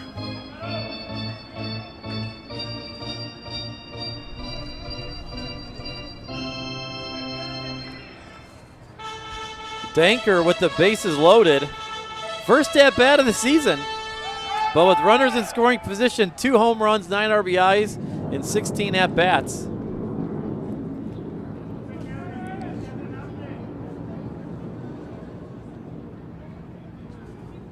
And the 1-0. Inside, strike 1, 1-1 the count.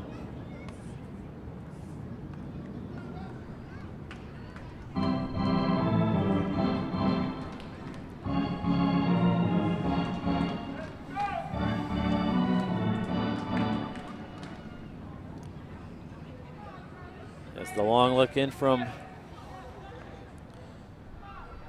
Calby, and the 1-1 bounced in there again, trying to get Danker to chase, but he does not, so 2-1 the count again. Another nice stop by the catcher. The bases loaded.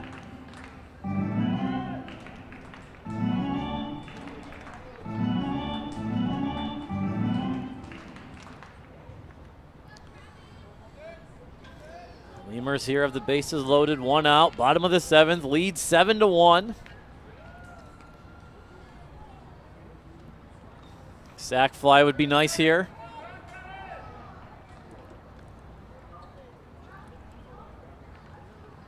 And now the 2-1 pitch misses high, 3-1 the count. Bases loaded, Walker, a sacrifice fly, anything get this run in would be really nice. Make it an 8-1 game.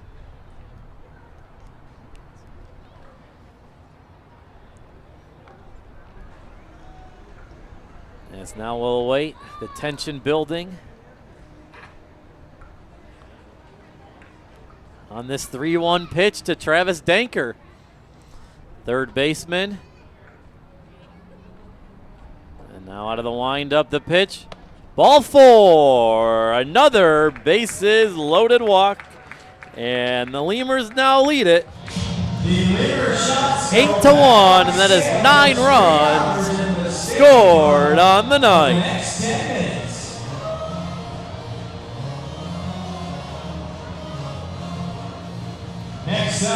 That is 8 RBIs on bases loaded walks or hit by pitches for the Lemurs. By one of those Lemur shots now, since I lost the bet.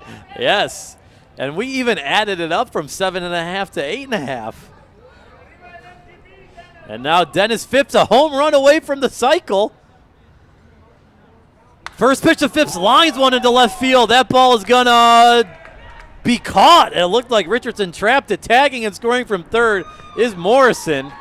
So that's gonna be an RBI and make this 9-1. Nice sliding catch by Richardson. So Morrison scored from third. Pulfer stays at second and Danker stays at first. But man, Phipps tonight, a triple, a single, a double, strikeout in there, but 2 runs scored and an RBI. He's coming on quite strong. He knows he's a home run from a cycle, and he was just swinging for the fences. He just missed it too. He put a drive into that one. He hit it well. Yes. Now that brings up Abel Nieves. 2 walks, a single, and a reached on a fielder's choice. So he's reached all 4 times tonight. OBP climbing fast. As the first pitch to Nieves. As a slow roller over to the second baseman, Glasser, and Nieves is retired 4-3. But the Lemurs get 2 runs, 2 crucial runs here in the bottom of the 7th inning. We'll head to the top of the 8th. Lemurs leading 9-1. Whataburger and only for a limited time. And served up fresh, only at Popeyes. South Texas families never strike out with Driscoll Health Plan. Catch the value-added services we pitch to our Medicaid members. Enjoy a free membership to specific boys and girls clubs. Receive gift cards for completing Texas healthcare checkups. Restrictions and limitations may apply. Visit us at DriscollHealthPlan.com. Hey, ¿tienes algo que celebrar? ¿Que por fin compraste carro nuevo? ¿Que cambiaste tu cheque? ¿Que hoy empieza tu fin de semana? ¿O que hoy se acaba tu novela y mañana empieza otra? La respuesta es la misma, pues un carnesazo. No importa lo que estés celebrando, lo que importa es que lo celebres, pues con un carnesazo de H-E-B. El carnesazo de H-E-B es una pachanga de sabor. Solo tienes que invitar a los compadres, prender la parrillita, ponerle unas fajitas, costillitas, chuletitas, salchichitas y, ¿por qué no?, hasta un pollo mariposita. Y que no se te olvide la musiquita y hasta una buena bailadita para un gran carnesazo. En H-E-B encuentras gran variedad de cortes a precios bajos y de buena calidad. Carnesazo, carne asada con ganas, solo en H-E-B. Uni-Trade continues to provide solutions in foreign trade through a highly satisfactory customs brokerage service. Uni-Trade has quality trained personnel devoted to the highest level of customer service. For all your transportation, distribution, and consolidation needs, it's Uni-Trade. Driscoll Health Plan loads the bases with value. We knock it out of the park with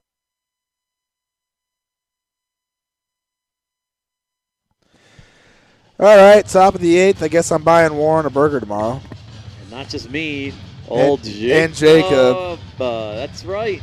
Jacob, one of our... Victory! He does a lot of the video stuff, a lot of the marketing things for the Lemurs here. He and Warren started this. They were wagering sweet teas the other day. I think Warren... But they both lost. I don't know how that happens, but they both lost a wager. They were betting on the Cavs. We were betting on the Cavs' margin of victory last night, and we failed miserably. The Cavs did not come close to a victory. No, so we were 33 points away. My partner here, Warren, a Cleveland native, so he's definitely a little heartbroken Wednesday now. Night. We're looking to Wednesday night. To the plate, Zach Burling. New pitcher on the hill, though. Jason Zardowski. Zardowski making his debut at Uni-Trade Stadium. He did pitch in a ball game for the Lemurs already. That was on the road, though. The pitch to Burling, down and away, 1-0. So the day done for Matt Sergey, and it was quite a day. Pretty much the usual Matt Sergey outing. 1-0 pitch, down and away, 2-0. Say the usual. He did give up a run, which, I mean, it's a little surprising, but he has done that before. Just not very often. But it was just 1 run, so that's a pretty typical. If he does give up a run, it's only going to be 1 pitch inside. 3 balls and no strikes. Sergey, 7 innings today. Going in an inning longer than he usually has this season. His first 3 starts, 6 innings each. Just 4 hits, 1 run. It was earned. That was in the first inning, in fact. The pitch, low ball 4. Zardowski walking Burling on 4 straight pitches. He had 1 walk, did Sergey, and 10 strikeouts. So he does increase his strikeout, or his ladder, so to speak, has been climbing with his strikeout totals each game. 8, 7, 8, 9, and now 10 strikeouts this outing. Zardowski on the mound, runner on first base. Burling reaching for the first time. He was 0 for 2 with 2 strikeouts. Back to the top of the order, Ronnie Richardson. He takes... And it goes back to the screen, or to the wall, actually, behind home plate. 1-0, the count was down and away. Zardowski this season with the Lemurs has actually pitched in 2 games. 0-0 with an ERA of 15. 3 innings pitched, 8 hits, 5 runs, all earned, 2 strikeouts. Over on the year, he's appeared in 5 games, 1-0 with an ERA of 11.88. There's going to be a mound visit. As Ben Moore, the pitching coach, and Matt coach, the catcher, going to come out and have a talk to Zardowski on the hill. Runner on second, 1-0 the count.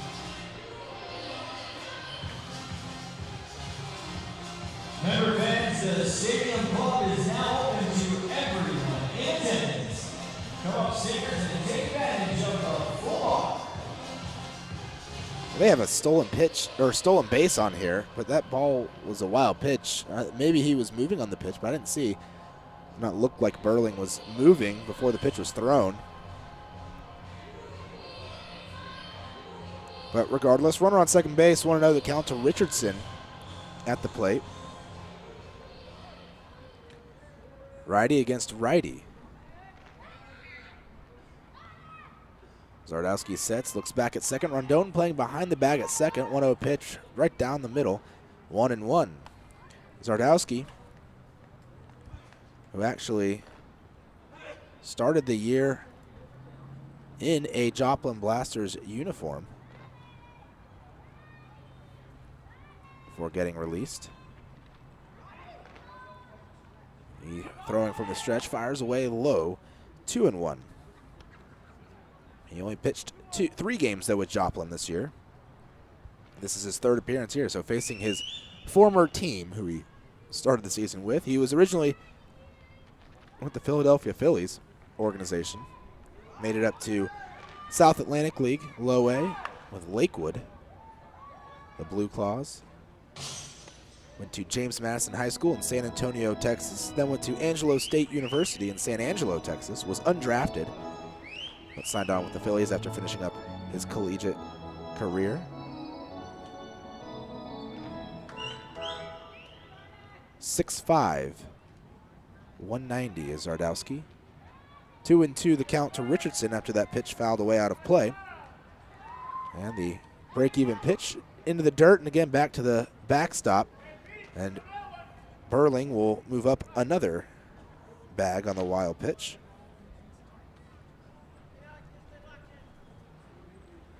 So 2 wild pitches, have a runner at third.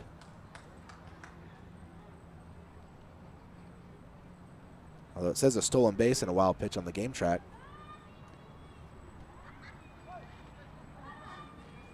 Three and two the count. Blasters trying about to come back. They trail 9-1, top of the 8th inning. Zardowski lifts the leg, delivers plateward, swing and a miss. Strike 3. Richardson goes down swinging. Out number 1 in the inning. Nice work by Zardowski to battle away with Richardson. Mitch Glasser to the plate.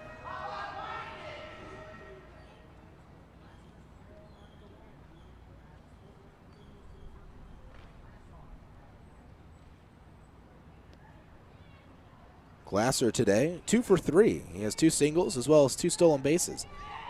He's grounded out once. Pitch into the dirt. It'll go to the wall. Coach is going to try and chase it, but he won't get there in time to make a play at the plate. Scoring on a 3rd wild pitch is Zach Burling. So Burling walked and then moved to 2nd on a wild pitch, then moved to 3rd on a wild pitch, and now has crossed home on a wild pitch. Score now 9-2. Lemurs leading the Blasters. 1-0 the count here to Glasser. Zardowski nodding, winds and delivers the 1-0. Glasser taking, called a strike, 1-1. So now a 7-run ball game. That run for the Blasters, the first that they've scored since the top of the 1st inning when Ronnie Richardson doubled and then was driven in on a sac fly a couple of batters later. Pitch fouled away. Count now 1-2 to Glasser.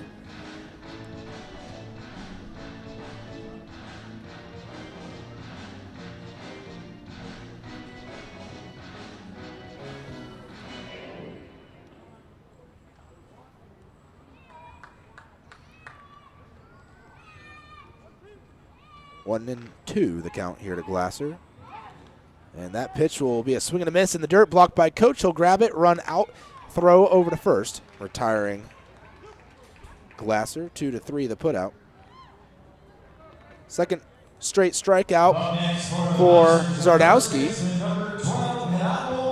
7-2, 2 outs. Sorry, 9-2, 2 outs. Lemurs leading over the Joplin Blasters. Geraldo Valentin 0 for 2. He is lined out on a great play by Alvaro Rondon, who is playing in the same spot as he was when that line out happened. He's standing over there behind second base. 1-0 the count. Here comes the pitch. Valentin taking again. 2 balls, no strikes, as it was outside. That play, by the way, we tweeted it out. The Lemurs Twitter account. Go retweet it, favorite it, like it, whatever they call it. 2-0 pitch inside. Valentin taking 3-0 as we tagged it with the sport hashtag SC Top 10, trying to get it on Sports Center tonight. Give us the old retweet and the fave or the like. They changed it just now to a like. So yeah, it used to be favorite, and then they changed it last few weeks or months. And now it's a exploding heart. When you hit like, the heart goes to red in a nice little exploding thing. Kind of cool. Yeah, kind of like Instagram, I guess. The heart turns red, but Instagram, they don't explode. Pete's going to come out after that 4-pitch walk of Valentin. He's going to have a chat with Zardowski, and he's going to take the ball from him. We're going to have a new pitcher. So we'll come back with the new pitcher here at Uni-Trade Stadium. Lemurs leading 9-2 over the Joplin Blasters. 2 outs in the top of the 8th. Blasters at the plate.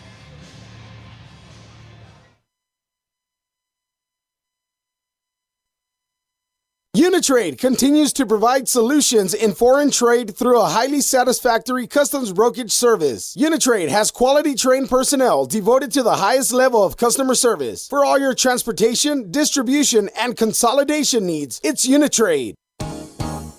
Driscoll Health Plan loads the bases with value. We knock it out of the park with all the value-added services we bring to our Medicaid members. Driscoll families cheer on the Grand Slam packages, sports physicals, free memberships to Boys and Girls Clubs, and dental care for pregnant women over 21. Take a swing at our baby showers offered by Cadena de Madre.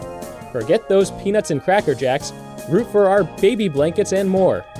Come slide into home when you receive gift cards for completing Texas Health Steps checkups and attending postpartum visits on time. Don't miss a play. Restrictions and limits may apply. Visit DriscollHealthPlan.com. Laredo Sports Medicine Clinic, the official team doctors of your Laredo Lemurs.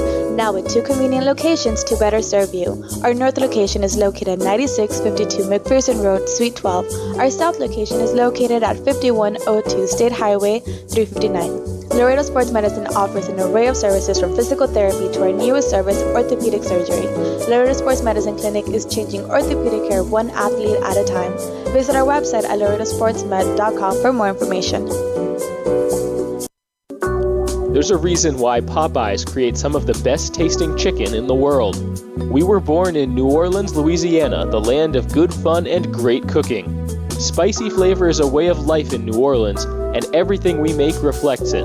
From our Popeyes bona fide chicken and handcrafted tenders to our home-style mashed potatoes with Cajun gravy and our soft buttery biscuits, everything we make is made with care and served up fresh. Only at Popeyes. Chavarrias Plumbing's the #1 choice for any plumbing problem. Chavarrias is a full-service company with up-to-date technology, trained professionals. With over 30 years of service to the community, Chavarrias is still growing strong. Visit chavarriasplumbing.com and go Lemurs!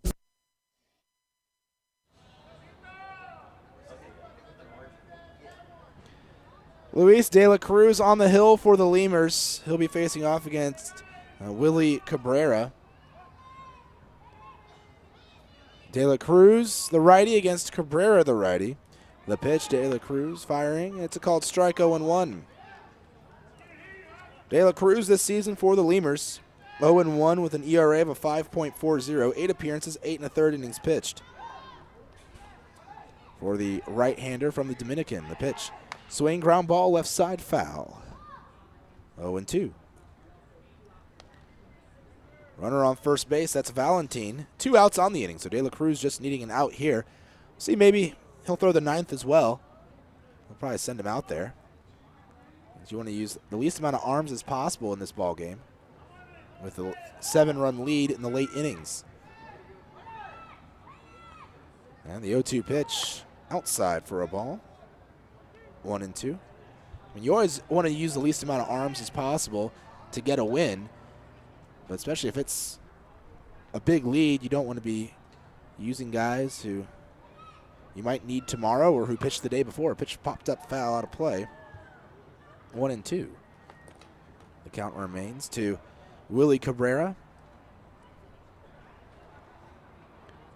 Cabrera's had some pretty quick at-bats tonight. So made a nice play out in the outfield. The only affiliated team he's ever played with is Atlanta. Made it to AAA. He joined the American Association back in 2012. He hits one in the air to right. Moving over towards the line is Phipps. This could end the inning, and it will. Phipps making the catch out there in right field. And we go to the bottom of the 8th. Lemurs leading by a score of 9-2 over the Joplin Blasters. Getting hungry? Popeyes always hits the spot. Make sure to stop by any Popeyes location to try out Popeyes' new Smoky Garlic Chili Chicken Dinner. It includes 4 smoky garlic chicken tenderloins served with Popeyes' new garlic herb dipping sauce, your choice of a signature side, and a buttermilk biscuit for just $4.99. Promotion starts Monday, May 25th.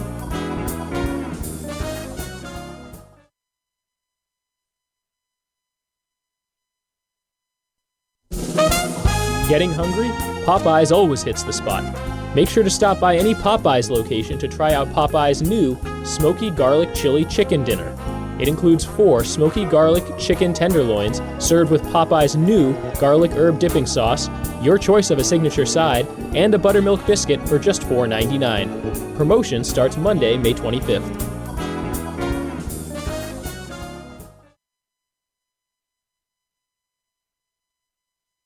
Before your Memorial Day party gets going, drive over to Ashley Furniture Home Store this week for our best Memorial Day sale ever. Get dramatic price reduction store-wide or no interest until January 2021. Choose from sofas and sectionals, all at unbelievably low prices. Plus, find savings on beds and amazing deals on dining rooms. It's our best Memorial Day sale ever, so don't wait. Hurry over to Ashley Furniture Home Store right now. Ashley Furniture Home Store. This is home. 4520 San Bernardo Avenue, Laredo, Texas. 956-712-2401. Subject to credit approval. Minimum monthly payments required. See store for details. Falcon Bank and the Laredo Lemurs are a winning combination. At Falcon, they know what counts. Personalized service, attention to detail, and genuine commitment to helping customers achieve their dreams. Falcon Bank, guided by faith, grounded by family, and committed to you. Core Business Solutions is a proud sponsor of Lemurs Baseball. Core Business Solutions services the 17 southernmost counties of Texas, as well as areas of northern Mexico. They offer a wide range of high-tech solutions for businesses and organizations. Make Core Business Solutions your solution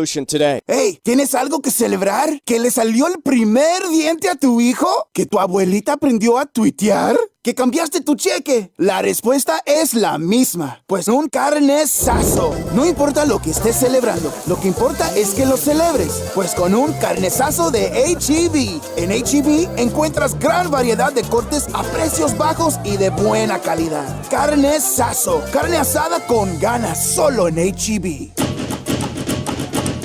For all of your vehicle collision repair and paint needs, there's only one place to turn, Mike's Paint Place. Mike's Paint Place has computerized color matching and digital imaging. They also do full frame and suspension repairs. Stop by and see Mike's Paint Place today at 6410 Polaris Drive in Laredo. Miller invented light beer, the original light Pilsner, and All right, new pitcher in the ball game. We were sitting up here trying to figure out who it was. I said, Warren, I think this is a position player. Look at how he's throwing. And we couldn't see the back of his jersey. We were just getting glimpses.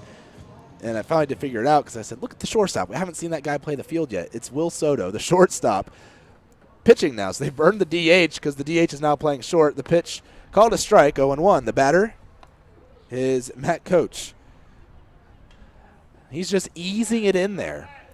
I don't know. I wish we had a radar gun. It's probably about 85. Pitch popped up on the infield, right side. Valentin, ranging into foul territory, makes the catch, and there's out number 1. Last year, the Joplin Blasters had a guy who they used as a position player that they used regularly as a pitcher, and that was Omar Luna. He threw mid to upper 90s. That dude threw cheese, and then he'd come out and throw a knuckleball. But Soto, not really sure what we're going to get out of him. The pitch, Soto delivering, called a strike, 0-1. That fastball there looked like it had some juice on it. I don't think he's throwing any off-speed pitches here or anything, but that one looked like it had some zip. The pitch, Soto delivering, popped up, shallow center, ranging out from second is Glasser. We mentioned Brill is in at shortstop. Will Soto, though, a rookie just out of Sacramento State. I'm trying to pull up his college bio. Maybe he pitched a little bit in college. Here we go. Pitching stats. Nope. 4 years of college, 0 appearances on the mound. I was thinking that would make sense. Maybe he was a reliever or something in college, made a few appearances. But This must be their version of hazing the rookie, making him pitch in a 9-2 game when you're losing. Here comes the first pitch to Poso, missing for a ball, 1-0. Hey, 4 pitches, 2 outs so far in the first 2 batters. Now a 5th pitch out of the zone. That's the first ball he's thrown. 1-0, the count to Poso. He fires away and just missing down and away. 2 balls, no strikes. Poso today, 1 for 2 with 3 RBIs. He's walked twice, reached on a fielder's choice, and has singled. The 2-0 pitch swing and a grounder down the third baseline foul. 2-1. And I honestly have no idea how hard he's throwing. I said 85. It might not even be that. It might be like 80. Well, you could tell that Coach and Martinez were both ahead of it, even though Coach popped his out. Yeah, it's definitely a lot slower than what yes. they're used to facing. Yes. 2-1 pitch, swing and a foul back to the screen. 2-2, and our radar gun's not working. Shocker. 2 balls, 2 strikes, the count. Now the wind. Going with the windup is Soto. He fires high for a ball. 3-2, count full. 2 outs, no one on in the 8th. Lemurs leading 9-2 over the Blasters. Soto gave a shrug like he thought he might have had him there on the high fastball. Here comes the payoff pitch. Poso taking down and away, ball 4. So not a 3-up, 3-down inning for Soto. Poso's reached base all 5 at-bats tonight. 3 walks and 2 singles. That's a nice night at the plate for Jesus. Yep, that is a very nice night for him indeed. I'm looking at Soto's college stats. No pitching, just hitting. Pitch called a strike, 0-1. In college, he hit, in his senior year, he hit 228. A pitch swing, ground ball up the middle. It'll be grabbed by the sliding second baseman Glasser. He'll fire to first just in time to get Rondon. A close play. Rondon not happy with it. But we will go to the 9th inning. Lemurs leading by a score of 9-2 over the Blasters. That changed everything. This led to fewer guys with beer bellies, which led to more women attracted to those guys, which led to dates, second dates, wedding bells, and honeymoons, which led to hubbada, boom, which led to you. Miller Lights, we invented light beer, and you're welcome. 12 ounces contain 96 calories, 3.2 carbs, 1 protein, 0 fat. Great beer, great responsibility. Miller Brewing Company, Milwaukee, Wisconsin. The Chop House Cheddar Burger is back at Whataburger. First of all, you start with a large bun, 2 patties, shredded cheddar cheese, A creamy sauce. creamy steak sauce. My personal favorite part is the onions, the grilled onions and bacon. Grilled perfection. It's good stuff. Love it. You take a bite. It's hard to describe. It's hard to put into words. The Chop House Cheddar Burger. Chop House Cheddar Burger. It's back. I don't have anything else to compare it to. It's the best out there, I think. The Chop House Cheddar Burger is back. Only at Whataburger and only for a limited time. South Texas families never strike out with Driscoll Health Plan. Catch the value-added services we pitch to our Medicaid members. Enjoy a free membership to specific boys and girls clubs. Receive gift cards for completing Texas healthcare checkups. Restrictions and limitations may apply. Visit us at DriscollHealthPlan.com.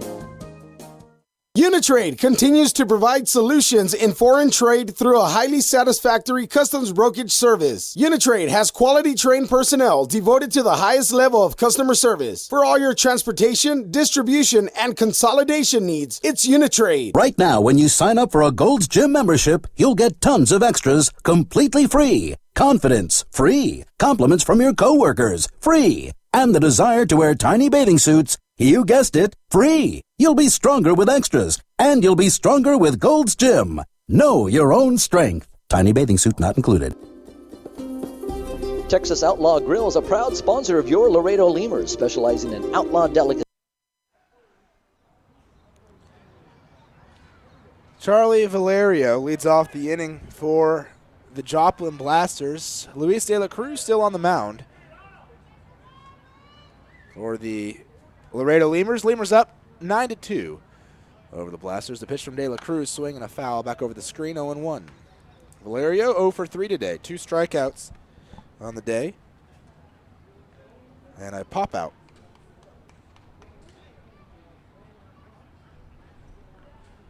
0-1 the count here. A pitch from de la Cruz, swing and a line drive back up the middle. De la Cruz threw his glove, and the shortstop J.D. Pulford was playing the behind the bag at second, makes the play, throwing to first. But de la Cruz swiped at the ball, trying to field it, and in the process of swinging his arm, his glove flew off his hand towards the first baseline.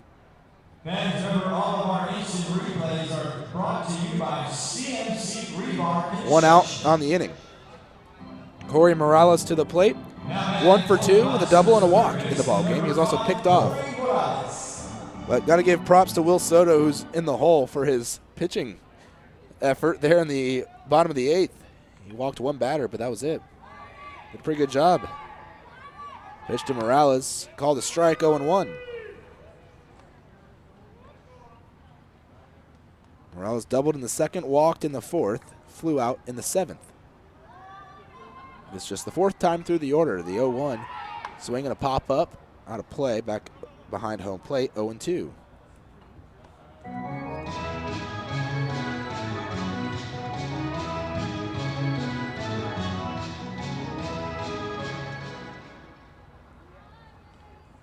Lemurs leading by 7. This game has pretty much been all but over. Swing and a miss, strike 3. Morales out number 2. All but over since really probably about the 5th inning when Lemurs jumped out to a 7-1 lead. Of course, it's not over at that point. But as the innings drew on and the Blasters continued to, I say all but over, when it's Matt Sergey on the hill and he's as sharp as he was tonight, it is. A 2-run lead is pretty much all but over if Sergey's on the mound. But but the Lemurs definitely with their 2 runs there in the 7th as well, making it 9-1 at the time. It was definitely over then. There's a swing and a chopper right side. De la Cruz going to grab it on a hop, and he's going to take it to the bag himself to get Soto out. Just 1 pitch to retire Soto, and that'll end the ball game. A 1 unassisted. Lemurs win 9-2 over the Blasters, taking game 1 of this series, and they've now won 3 in a row, going back to the 2 wins to close out the series against the St. Paul Saints. We'll be back. We'll recap this ball game here in a moment, and hopefully we'll be able to hear the interview that Warren Shore is going to do on the field. He's going to try to grab Dennis Phipps. We'll see who he does end up getting, though. And Lemurs win 9-2 over the Blasters.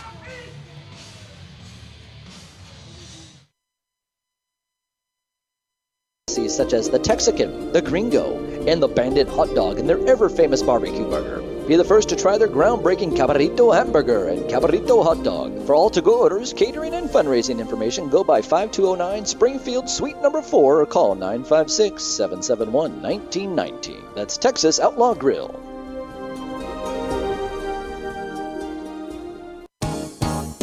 Driscoll Health Plan loads the bases with value. We knock it out of the park with all the value-added services we bring to our Medicaid members. Driscoll families cheer on the Grand Slam packages, sports physicals, free memberships to Boys and Girls Clubs, and dental care for pregnant women over 21. Take a swing at our baby showers offered by Cadena de Madre. Forget those peanuts and Cracker Jacks, root for our baby blankets and more. Come slide into home when you receive gift cards for completing Texas Health Steps checkups and attending postpartum visits on time. Don't miss a play. Restrictions and limits may apply. Visit DriscollHealthPlan.com. Laredo Sports Medicine Clinic, the official team doctors of your Laredo Lemurs. Now with 2 convenient locations to better serve you. Our north location is located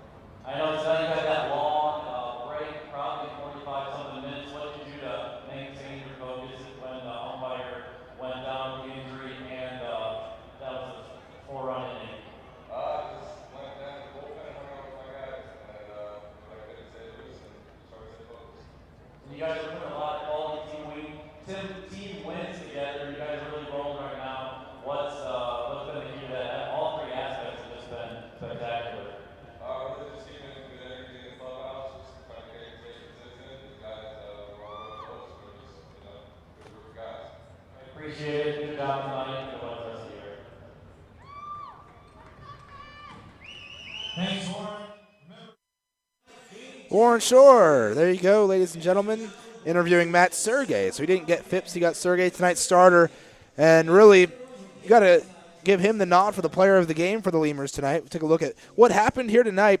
Well, what happened was a lot of runs for the Lemurs and a lot of strikeouts for Matt Sergey. And what else is new when he's on the mound other than the strikeouts? Sergey tonight, 7 innings pitched, 4 hits, 1 run. It was earned there in the first inning. We had 10 strikeouts and 1 walk. Zardowski pitched 2/3 of an inning tonight for the Lemurs, no hits, 1 run, and it was earned, 2 walks, 2 strikeouts. Luis De La Cruz had a strikeout, inning and a third pitch for him. 4 up, 4 down for De La Cruz tonight on the hill for the Lemurs. Sergey gets his second win of the season tonight as he continues to just dominate the American Association here in a Lemurs uniform. First inning, though, Joplin Blasters got an early lead. They got a leadoff double by Ronnie Richardson. Mitch Glasser would hit a single, and then Richardson and Glasser would each steal a bag, putting themselves on second and third, and a sac fly by Valentin would drive Richardson in. Sergey would strike out the next 2 batters, Cabrera and Morales, and the Lemurs were trailing 1-0 after 1. Laredo would go 3 up, 3 down with Morrison and Pulfer striking out to start off the bottom of the first. So in a situation where it looked from the onset like Josue Montanez was going to be a tough customer tonight on the mound for the Lemurs to hit, and maybe Sergey, maybe not his best outing as he gave up a run early, but it kind of flipped around. The script was flipped after Morales doubled to lead off the second, back-to-back innings giving up a leadoff double for Sergey, but then he'd strike out the next 3 batters, 5 strikeouts through just 2 innings. Second inning came around for the Lemurs. They got a leadoff triple by Dennis Phipps, then a walk of Abel Nieves. Matt Coach would pop up for the first out of the inning, but then Martinez and Poso would also walk, and that would drive in the last walk of Poso, Phipps, to tie the game in the second. We go to the third. Neither team scoring on the third. 2 more strikeouts for Sergey that inning. He did hit a batter and give up a single, but striking out the last 2. Again, getting another string there of consecutive strikeouts. 7 strikeouts after 3 innings for Sergey tonight. Go to the fourth. Sergey again held the Blasters scoreless, just faced 3 batters that inning. He did walk 1, but he picked off the runner then, Corey Morales. Bottom of the fourth, Lemurs tacked a couple more runs on against Montanez. Phipps would single to lead off the inning. Nieves would also single, followed by a Coach single. Martinez would walk to drive in the run, and then a fielder's choice off the bat of Jesus Poso would drive in a run, and the Lemurs were up then by a score of 3-1, their first lead of the game after the 4th inning. We go to the 5th, another 3 up, 3 down inning for Matt Sergey on the hill, and another strikeout for him. Bottom of the 5th, the Lemurs exploded for runs. They had 10 batters come to the plate in the inning, starting with a leadoff walk of J.D. Pulfer, then a single by Travis Danker. Dennis Phipps would strike out. The only time he did, one of the only times he was put out this ballgame. Abel Nieves would walk. Matt Coach would reach on an error. Then Martinez would single. Poso would single. Rondon would walk with the bases loaded. Morrison would strike out, and Pulfer would also walk Pulfer walked to start off the inning, my bad, and Pulfer would ground out to end the inning. But 4 runs came across to score that inning for the Lemurs, including 1 on the error by Coach. And the Lemurs were up with a good lead there, a 6-run lead, up 7-1. Well, Sergey continued his dominance, 3 up, 3 down in the 6th inning. We go to the 7th, well, the Lemurs didn't score in the 6th either, but they did threaten. They got a leadoff walk of Travis Danker, a double by Phipps, putting runners on second and third. But Nieves would reach on a fielder's choice as Danker kind of waffled between third and home, trying to, I guess, force an error on the pitcher at the time, Tyler Herr, but he made the play and got Danker out to end the inning there, as Herr had come in relief of Josue Montanez in the 5th inning. So Lemurs didn't score any runs in the 6th, although they threatened to. In the 7th inning, well, another 3 up, 3 down inning for Matt Sergey. It would be his last inning. He'd throw 7 tonight. Bottom of the 7th, Lemurs would tack on a couple more runs. Leadoff walk by Jesus Poso. Rondon would reach on a fielder's choice, so Poso was put out. And then 2 more walks. Morrison and Pulfer each walking. Danker would walk to drive in a run. And then a sac fly by Dennis Phipps would drive in another run as Morrison would come across to score. 2 runs there in the 7th, and it was a 9-1 ball game. In the top of the 8th inning, well, the Blasters would finally tack on a run. Jason Zardowski would come in. He'd walk Zach Burling. He'd end up throwing a wild pitch. Burling would reach second. A few pitches later, he'd throw another wild pitch. Burling would reach third. And then he'd throw another wild pitch, and Burling would score. But between all of that burling and the wild pitches, he would strike out Ronnie Richardson and Mitch Glasser through that process. He'd end up walking Geraldo Valentin before they would go to the bullpen and bring out Luis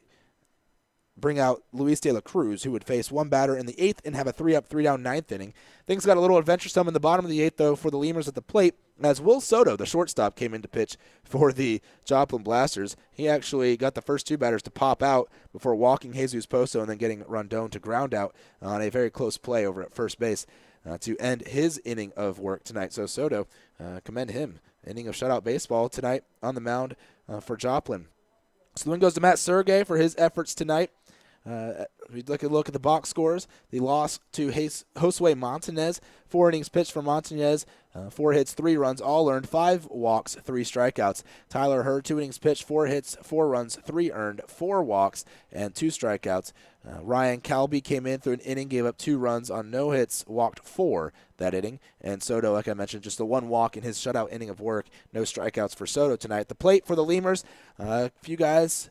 Actually, just 1 guy with multiple hits tonight, as you had Dennis Phipps, 3 for 4, 2 runs scored, and an RBI tonight. He was a home run shy of the cycle. He did have a sac fly there in the 7th, just missing it.